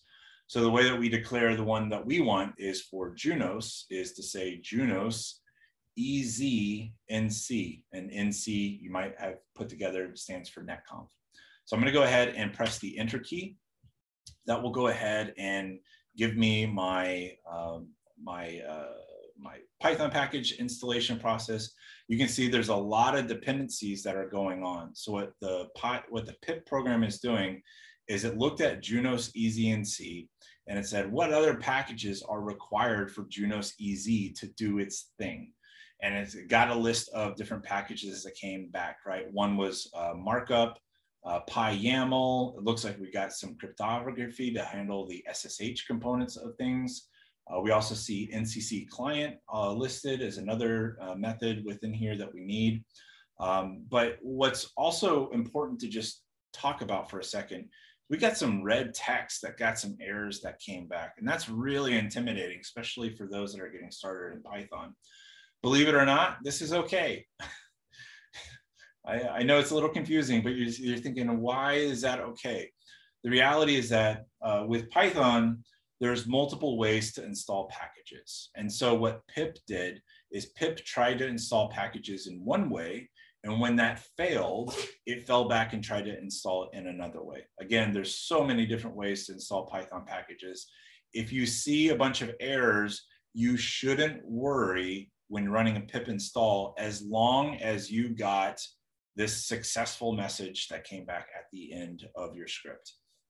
I'm sorry, at the end of your pip function. As long as you got that, then you're good to go. If it stopped with an error and you don't know where to go, Google will always be your best friend. Go ahead and just paste the literal last thing that you see in your terminal, and you'll probably get someone that's run into that problem before as well. So now let's run that pip freeze function again, pip freeze. And now what I'll see is I've got a lot of different packages installed. One of them is Junos EZNC, and all the other packages behind here are what Junos EZNC or PyEZ requires to actually do its thing, to do its magic. So now that I've got the Python package installed, now I need to import it into my script. So this is the next really big functionality within Python that we need to understand, is how to import a third-party package into our script. The way that we do that is I'm going to say from, and I'm going to call in jnpr.junos import device. Now, what's actually happening is I'm telling Python I want to import a package of juniper.junos, which is mapped to Junos EZNC. And I recognize that that might not be too intuitive, but there's tons of documentation and tons of examples on our website if you're confused as to how to import the functionality that you're looking to. So I'm saying from the juniper.junos package, I want to import a function called device. Now, device is going to allow me to maintain a connection to a device. It'll allow me to build an SSH tunnel. It'll allow me to send API calls. And so what the functionality I want from juniper.junos is stored right here inside of this device function. Okay, so we'll get back to that in just a second. But I do want to point out here that we got a yellow squiggly line underneath my, my script here. This is the this is Visual Studio Code trying to warn you that you're doing something that's not really sure if this is going to work. So if I hover over this in my mouse, it'll say import juniper.junos could not be resolved, saying that it's missing this resolution. That's because the Python interpreter has not been selected for my Visual Studio Code. And I do that by moving my mouse down here, and I need to tell it where to find my Python interpreter. So for me, again, I'll just type in which Python, I'll get the actual full path to my Python virtual environment, and I'll just paste it into here. And I'll hit enter, oops, let's say here.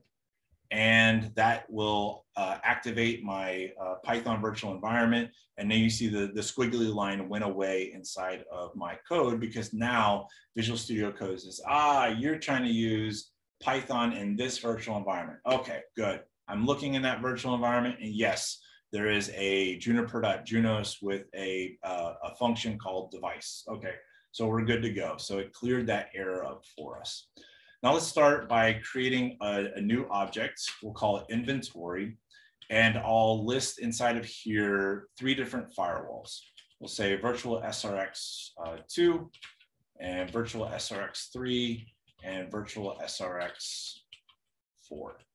Now, I'm not using virtual SRX, just for your reference, I'm not using virtual SRX 0 or 1 because they're in a cluster, and I don't want to interact with them just yet. So we're going to interact with these 3 firewalls.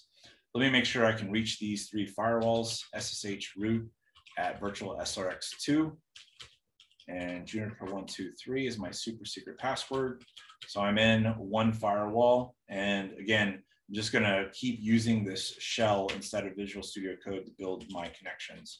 Virtual SRX3, yes, and Juniper123 is my super secret password. And we'll do a last one right here, SSH root at virtual SRX4. Now, I happen to know that one of these things is not like the other. One of these things is running a different version of Junos. Which one is it? We don't know, but that's what we want our Python scripts to figure out for us. So I'll keep, let me go ahead and rename these. I'll rename this session as my Python. I'll rename this session as virtual SRX2. This one will be virtual SRX3, just so that we can quickly identify from our terminal which device we're operating inside of. And I'll change the color to red for firewalls, so it just helps again pop out right at us what we're doing and where that terminal ends up at. Okay, so I got 4 different terminals. 3 are to virtual firewalls. One of those virtual firewalls is running the wrong code, and then we've got our Python script that we're working inside of as well. All right, excellent. So now we've got a list of our devices. I want to now ask the user what they want their username and password to be. And so let me just go ahead and we'll hard code this for now. We'll say username is equal to root, and the password is equal to Juniper123. Now in Python, you can absolutely prompt the user whenever you execute the script. You can ask them, hey, what username do you want to use? What password do you want to use? And that makes a lot of sense because you probably don't want your username and password hard-coded in a clear text file that will be accessible by other people once you put it on GitHub. But now we've got a list of our devices. We got our username and password. Now let's iterate, or let's loop over those devices to figure out if they're running the right version of software or not. So in order to do that, again, we're going to create a loop. And the type of loop that I'm going to do is a for loop. So I'm going to say for each device in inventory, and you can already see what's happening as far as the Visual Studio Code. As I'm typing, it'll tell me if I'm starting to, if something doesn't look right, but it'll also color code things to help me visually understand exactly what I'm doing. So a for got colored red. The temporary name of our device was in white. The in was also in red, and then inventory is obviously in white as well. So again, this just helps kind of put your mind in context as to where you need to, or where you are within the script. Now, when I hit enter, Visual Studio Code was smart enough to say, all right, this is a Python script. I know that by the extension of the file. I can see that they're trying to do a for loop. So I'm going to go ahead and automatically indent them into the appropriate best practice line spacing within Python, which in our case is 4 spaces. So Visual Studio Code already took care of that for us. Again, highly recommend using Visual Studio Code or something similar. There are other paid products out there, but I'm honestly a big fan of free as well. So now we're inside of our loop. Now we want to do some type of functionality. And what I want to do is I'm going to create a new object called connection. Now this is going to maintain the connection to the device. This will help us build an SSH connection, but I need to pass some kind of parameters, just like you would with PuTTY, just like you would if you were on a Linux terminal as well. So now is the point where I reference this device that we had imported. This is the mechanism that will help us manage the connection. So I'm going to call device, and I'm going to pass in a series of variables inside of here. One of them is the host, and I'm going to set that equal to each underscore device. You can see Visual Studio Code was trying to prompt me as to what to actually push inside of there. I need to pass in another parameter to say user equals, in this case, we're going to set user equal to our username. And then I also need to set another parameter regarding my password. So I'm going to say password equals password. And I think that's going to be that might be a problem. It might not be, but anyhow, excuse me. So the device object that we imported, that function up here, again, if you hover over it in Visual Studio Code, it'll actually give you a description as to what functionality it is, but also what kind of parameters are expected inside of here. Now, in our case, the device is expecting the host name or IP address, whichever, the username that you want to use to connect, and your password that you want to connect. So right there, we've created a new object. It's called connection. It's got all my device parameters inside of there. Now I need to open a connection to my device. So I do that by saying connection open. And it's always smart to also do connection.close within your function as well. So we want to open up an SSH connection to the device, and we also want to gracefully close that SSH session. We don't want wild SSH sessions to just be kind of hanging out there, because TCP has no timeout, and we don't want that to just persist over the time. So now we're inside of a connection to a device. Now I want to perform some kind of function. So what I want to do is I want to find out which software version is running on my device. So I'm going to jump over to virtual SRX2. And the way that I would do this from the command line is I would type in show version. And then when I get inside of here, is it looks like I'm running version 19.4 R3.11. Now, if I want to do this in a programmatic fashion, I need to understand what's the API call that maps to the same CLI command that I just did. So what I'll say is show version display XML RPC. RPC being the remote procedural call to actually execute this specific request. So I'll just go ahead and highlight get software information. I'll copy it and I'll paste it right here just for a talking point for right now. There's some things that we got to do with this. Okay, so great. Now we have the actual API call. I want this API call to be issued. How do I do that? Well, first thing we should probably do is we should probably create a new object to store the output of our command. So let's just call it output. We're going to create a new variable called output, and I'm going to set it equal to the get software information API call that we're going to make. But this is an important thing to know about Python. Again, remember, Python tries to infer what you're trying to do. And what's happening right now is Python, when I posted the RPC call of get-software-information, Python looks at that and says, you are trying to subtract the object get minus software minus information. And Python's not going to like that at all. Anytime it sees that dash, it thinks you're trying to, it infers that you're trying to do an arithmetic operation, which we are totally not. And that's exactly what it says right here. It says you're trying to subtract these objects of get software and information, and these objects don't exist anywhere. So you're going to have a bad time. So the way that we actually handle this inside of PyEasy is we say connection.rpc, and then what we need to do is we need to flip the subtraction sign or the dash to an underscore.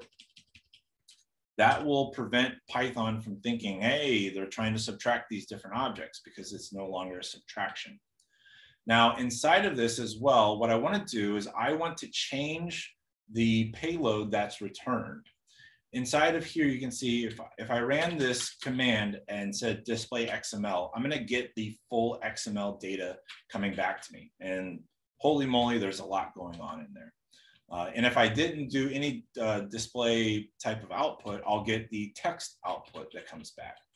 But what if I wanted the data to come back as JSON? Because JSON is arguably easier to work with in Python. What I would need to do is I need to tell the remote procedural caller, the API, hey, I want to change something about the output. And what I want to change is I want to get the data coming back to me structured as JSON. So I'll pass in an argument to say format, and I'm going to say JSON. All right, so that's it. In order for us to do a show version on a device, we first had to find the API call by getting on the device and saying, display the XML RPC. Then we told the connection object that we had created above, I want you to run this RPC against this device. Here's the RPC. And we had to change the dash, the subtraction, into an underscore. And I also told it, I want the format to be coming back as JSON instead of XML. All right. Now, the last thing I want to do inside of my loop is I just want to print out to the screen the object or the output of our command. So we'll say print output, and I'm going to save my file. Now we're technically done as far as the API communication. What we're doing is we're logging into each device by passing in the parameters of that device, of the host name, the username, and the password. We open up an SSH connection. We run an API call of get software information, telling it to give us the data back as JSON, and then we close the SSH connection, and then we print that output to the screen. So if I come back over to my Python shell and say Python compliance, this is the command I would use to actually run my Python script. Let's go ahead and see what we get here. Okay, so we get a lot of data back. It's looping over each device. So each device, and please bear with me, I know it's a wall of text, but if I double click on this, I'll see all this text right here came from a single device. All this text here came from the next device, and all this text here came from the third device. So great, we know that we're successfully looping over the devices. We know that we're successfully running the command and getting the data back as JSON, but holy moly, that's a lot of text. How do I quickly understand exactly what I need to do? Well, what I'm going to do in this case is I'm going to put on my big brain hat and say, okay, this is JSON. So how do I get JSON to look pretty so that I know what type of object that I actually need to look for, which in our case is the version of our operating system. What I'm going to do is I'm going to reduce this right here, and I'm actually just going to open up a new text file, and I'm going to dump the output of one of these commands into here, and I get this big long line of text. Well, what I can do is I can change the file format inside of Visual Studio Code without saving the file, just by moving my mouse over here and saying, this isn't plain text. This is actually something to take heed of. This is JSON, for instance. And that will come back and it'll say, okay, you got some invalid JSON. And that's right, because this is actually a Python object right here. And so it gives us this type of indentation. So now that we can see, all right, what we got back from the device when we issued these API calls, we got back from the device a Python object. And inside of there, we've got a dictionary. We can see that just by the open curly braces right here. So let me just kind of hit the enter key and kind of work my way down this. The first object in my dictionary is a key called software information. Software information stores a list. You can see that the value of this, the value of software information starts with an open bracket. So I'm going to go ahead and just kind of work my way down this object here by hitting the enter key, and Python or the Visual Studio Code will know how to handle all the indentation for me. All right, so we say yes, yes, yes, yes, that looks pretty good. Where is the operating system though? That's what I'm really looking for here. So we're just gonna kind of work our way through this object until we see, there it is. There's the Junos version right there. All right, so I don't really care about anything else in this object. I'm gonna go ahead and let's see if I can delete this without, yeah, that should be fine. I'm gonna delete everything else. And let's delete this as well. So what I really care about is the name of my device, the virtual SRX2 in this case, and the version of Junos that it's running. So how do I now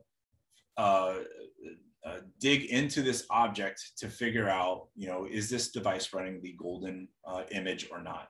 Well, first of all, let me go ahead and save this value right here. I'm going to save 19.4 R3.11. We'll say that's our golden image. Let's get back into our script, and I'm going to create a new object called golden image. And I'm going to set it equal to the value of 19.4 R3.11. So that's the one that I feel should be our golden image. So good to go. All right.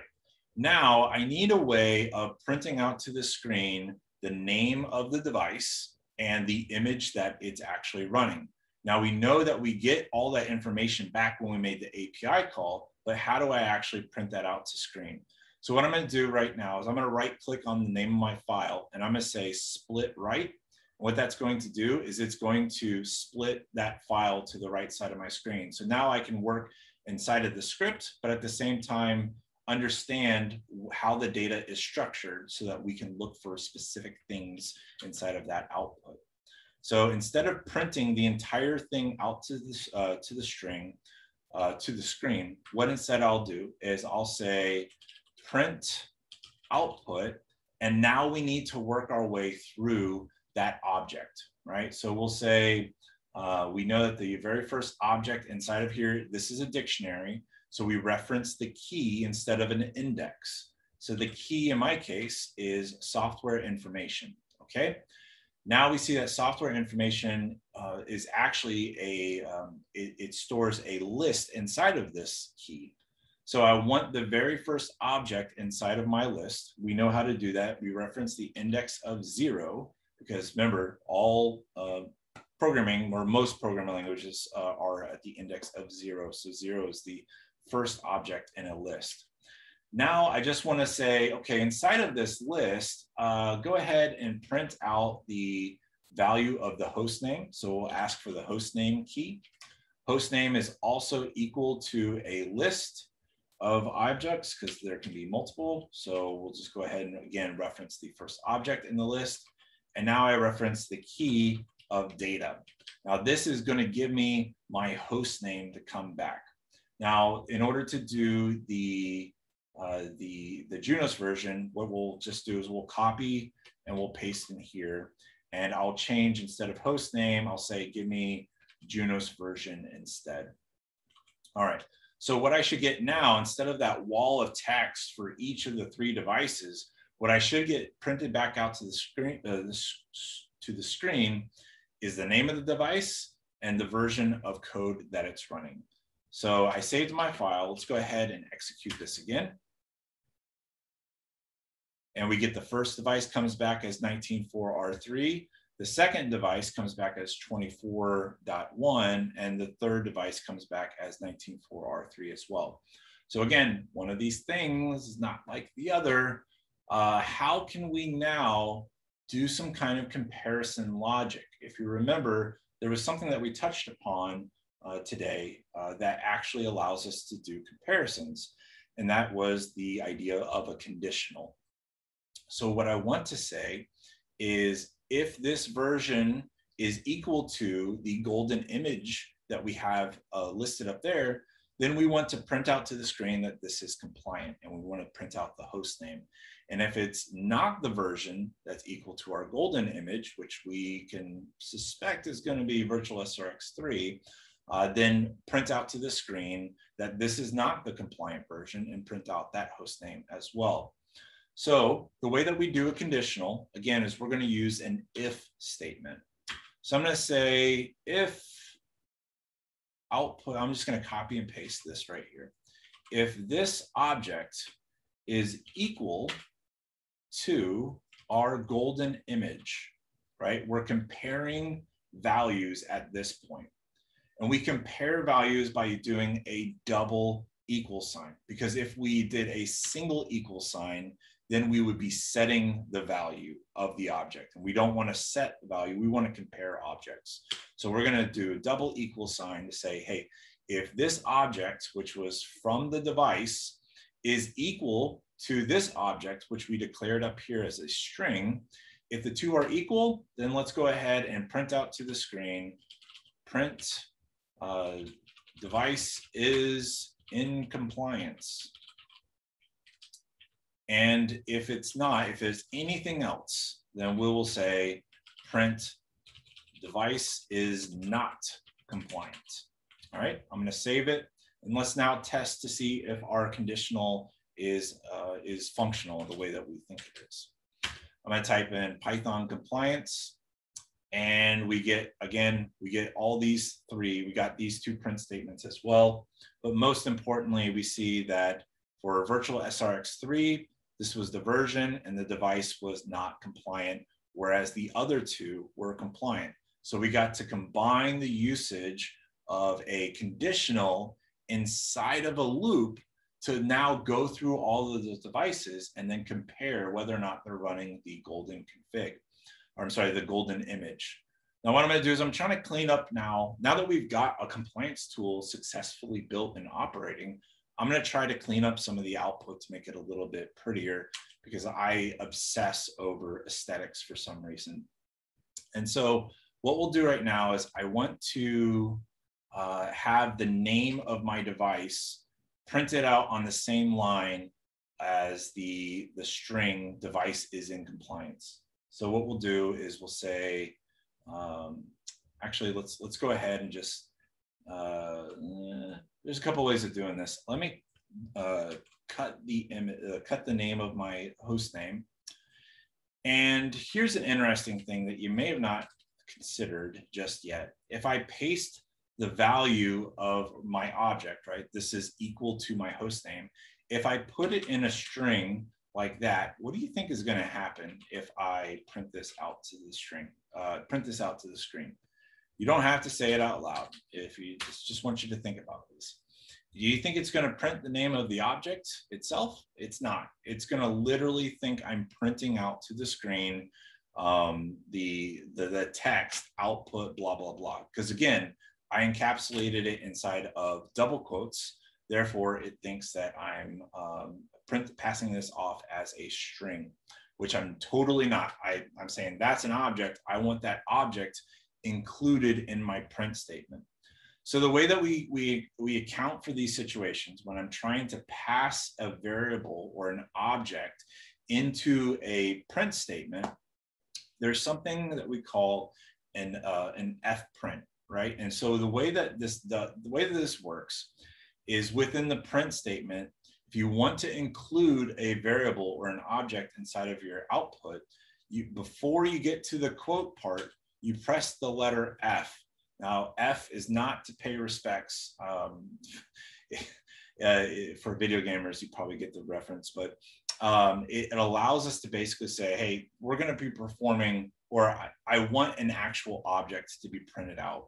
And the way that we declare the objects is I'm going to wrap this in a curly braces. Oops.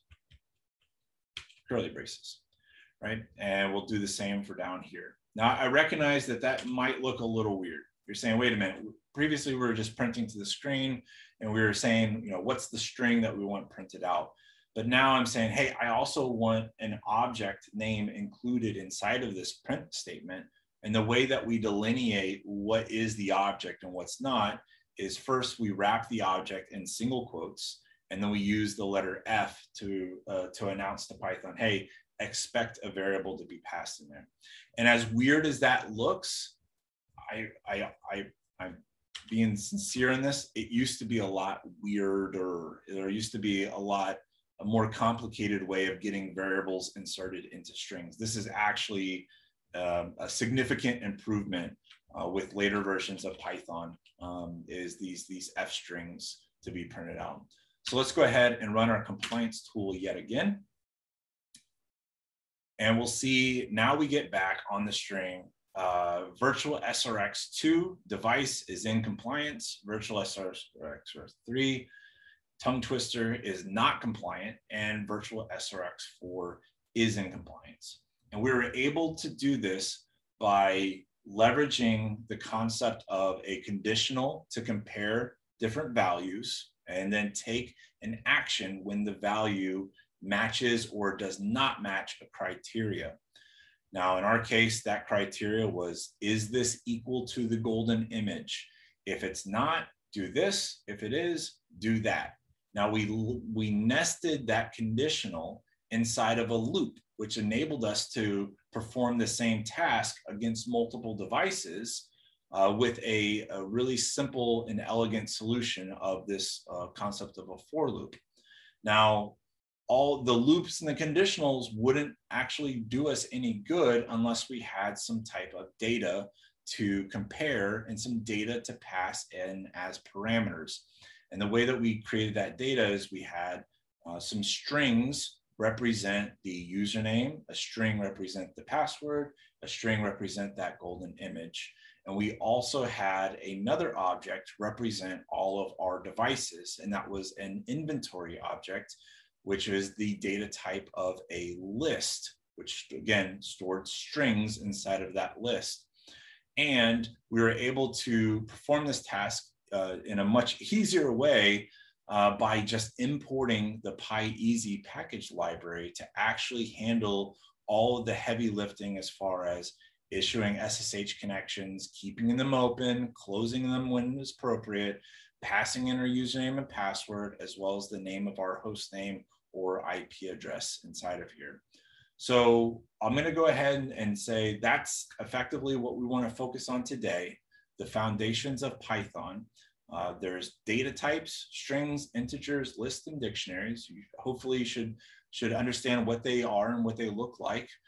There's also functionality that we want to do with these objects. And for that, we use this construct of loops to looping over list of objects. And then there's conditionals that we want to do to compare two different values to say, is this like this? And if so, do this. And if it's not, do that. And so by that, we were able to successfully build our very first Python script, our compliance checker, to make sure all of our devices are up and operational. The one last thing I'll just kind of wrap this session up on, unless anyone's got any questions or wants to hear a little bit more information about, is one of the downsides of Python, right? So now that we've seen it, we understand kind of basically how it's performing, what things are called inside of there. I just want to wrap up and say there are some downsides to Python. One of those is that Python operates in a serial fashion by nature. As you saw, whenever we were executing the script, it logged into one device, issued commands, closed the connection, printed out to the screen, and then repeated on the next device.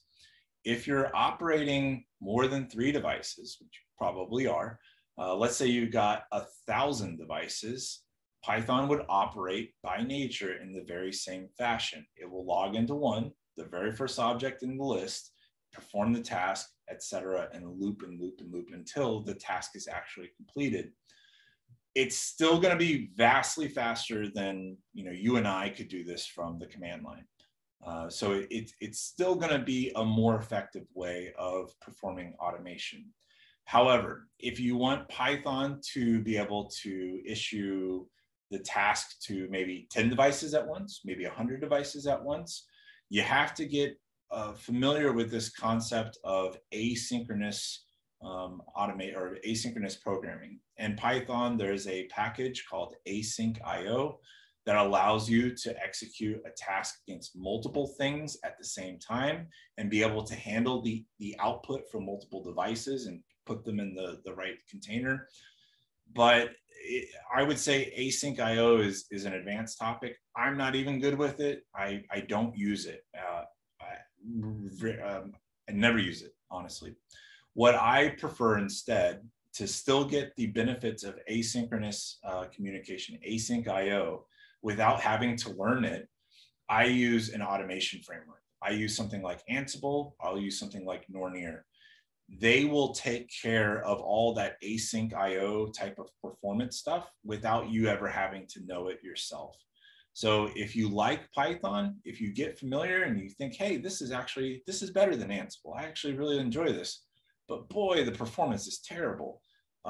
You can still leverage a automation framework like Nornir, which is pure Python, but it handles all the asynchronous communication for you. So if you'd still like to get, again, code in Python, but execute it in super fast, I would highly encourage you to look at Nornir.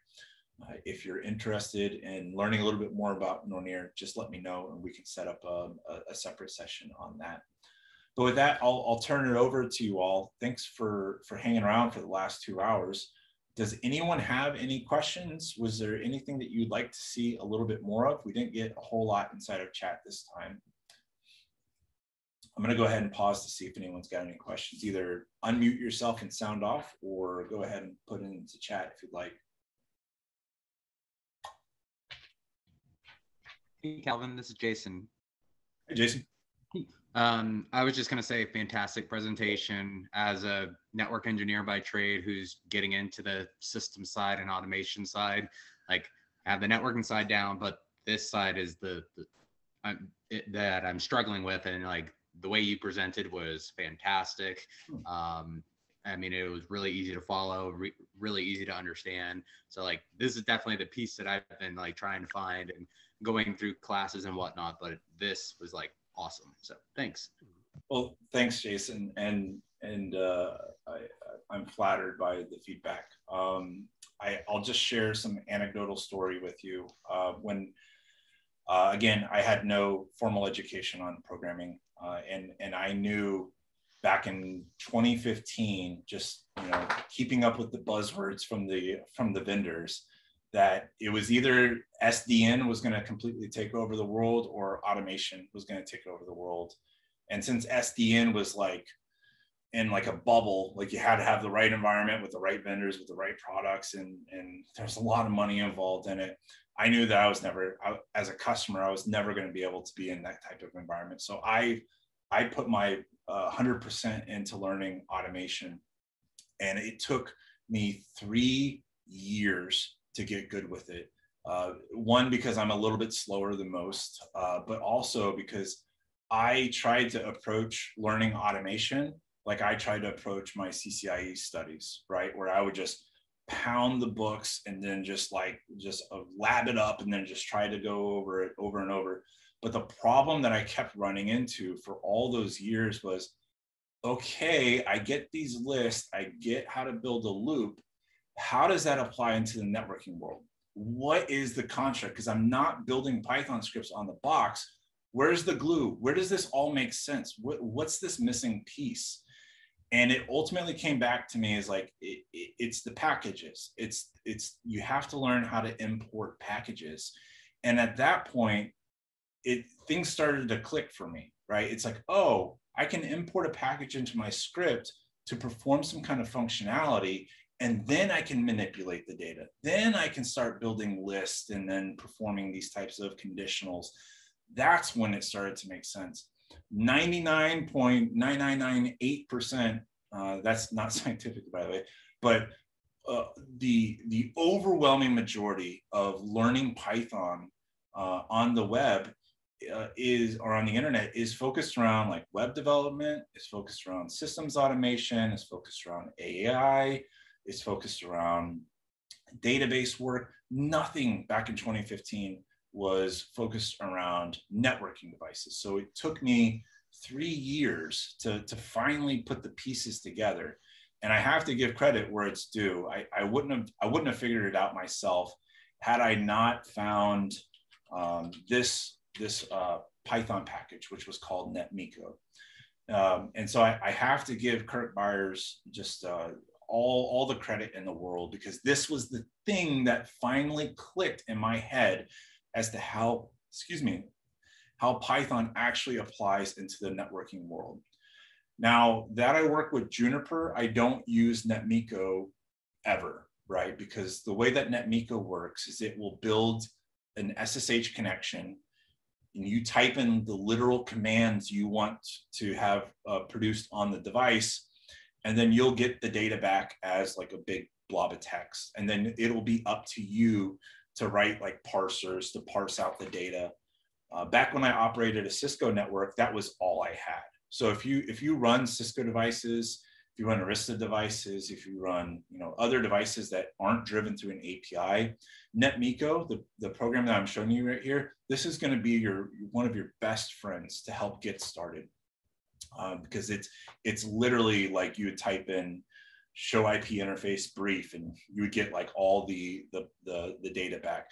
I highly recommend, if you're in that world, here's an example of doing show IP interface brief on a Cisco device, right? You type in the send command and you would get this wall of text back.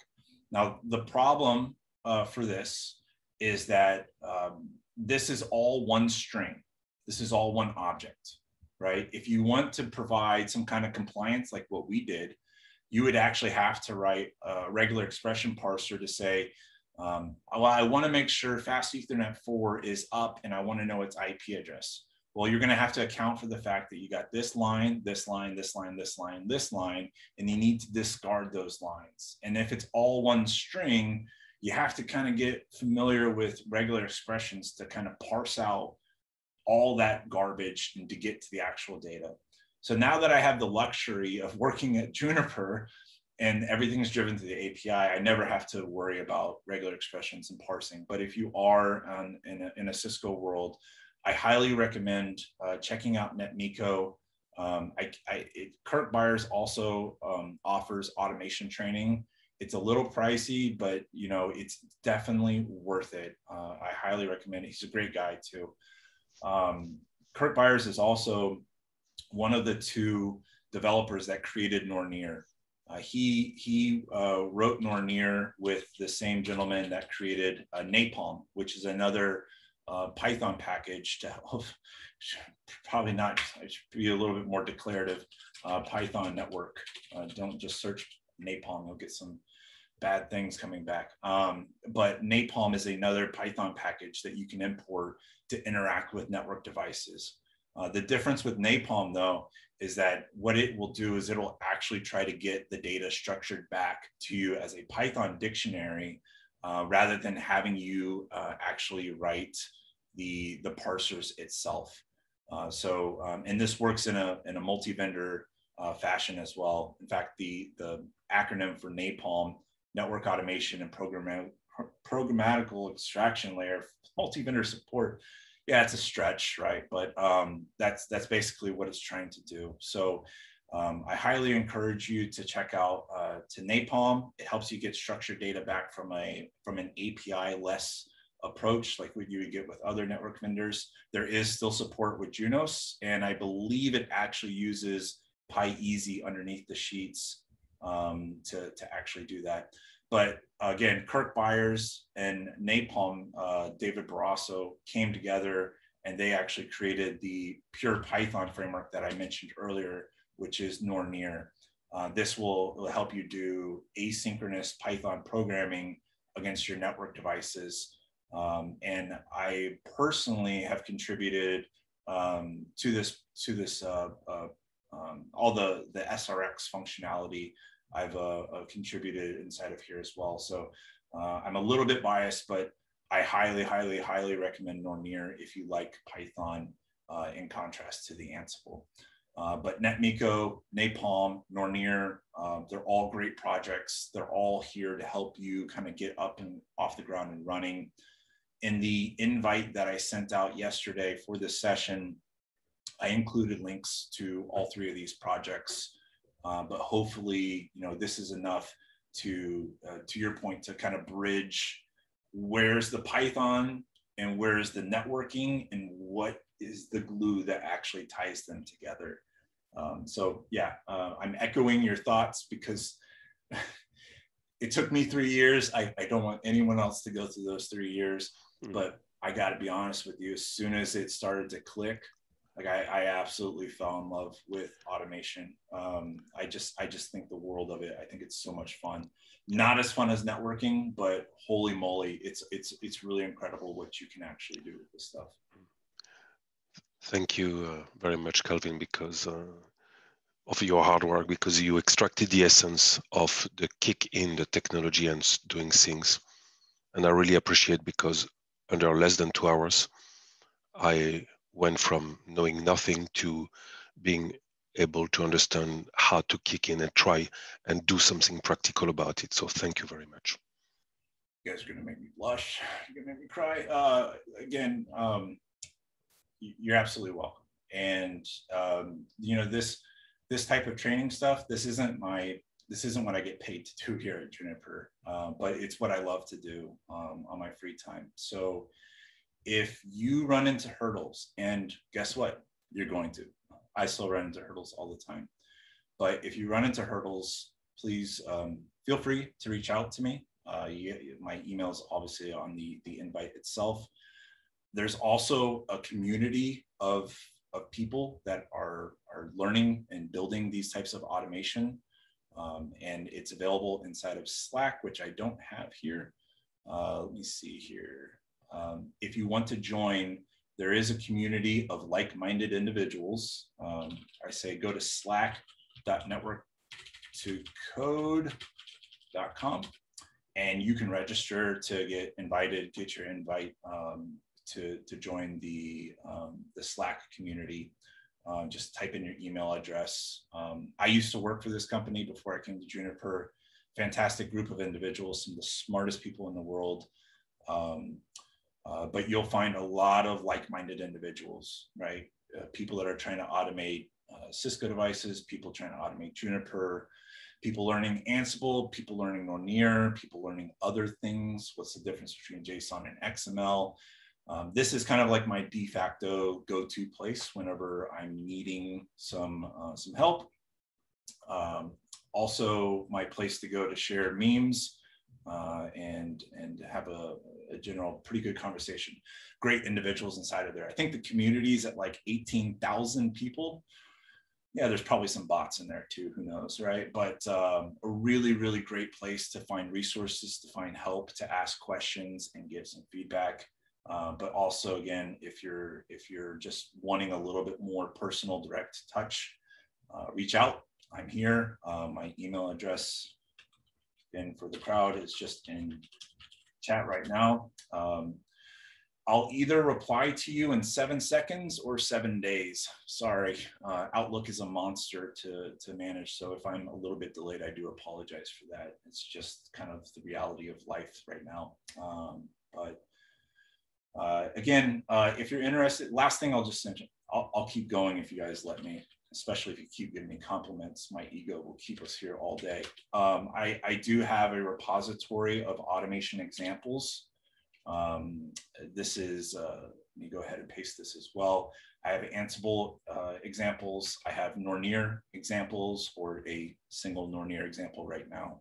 And I also have Python examples. Things like, how do I get my LLDP neighbors? How do I write this output to a file, right? Maybe I want a text file. How do I send something to Slack, right? How do I do all these types of things? Hopefully, you'll actually, I think retrieve version information is exactly the one that we talked about here. And I obsess over documentation. Like again, coming from a background of no programming and trying to get started with automation, extremely frustrated with the poor documentation that people put into here. So I try to offer multiple ways of executing this Python. I do offer Python. I have Docker containers. I have make files to make things easier. I show you how to do the Python virtual environments, just like we did today.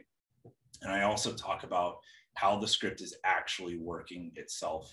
So if you find any problems, or if you replay this video and things just don't kind of click, try to also reference some of the documentation. I'm not going to tell you how much time and effort I put into it, but I'll just say I'm extremely proud of it. And also, it'll, print out to the screen. I'll have screenshots in here as well. So I hope that's helpful for you guys. Again, just it's a matter of pride of getting this stuff to helping you guys kind of get off the ground and running. That's what I'm here for. With that, I'll just go ahead and wrap up. If you all have interest in some other kind of topics, if you want to do a follow-on to this next, for instance, if you want to do a Python 102, let me know. We can talk about functions. We can talk about classes. We can talk about really anything. If you want to see some NetMiko examples, if you want to see Napalm examples, if you want to see how to interact with a REST API inside of Python, what does that look like? Please let me know. I'm open to any suggestions, or else I'm just going to completely run this with my own set of program. But with that, everyone, I hope you enjoy your weekend coming up. And thank you for staying around for the last 2.5 hours. I hope it was as fun for you as it was for me. And with that, thanks again, everybody. Have a good one.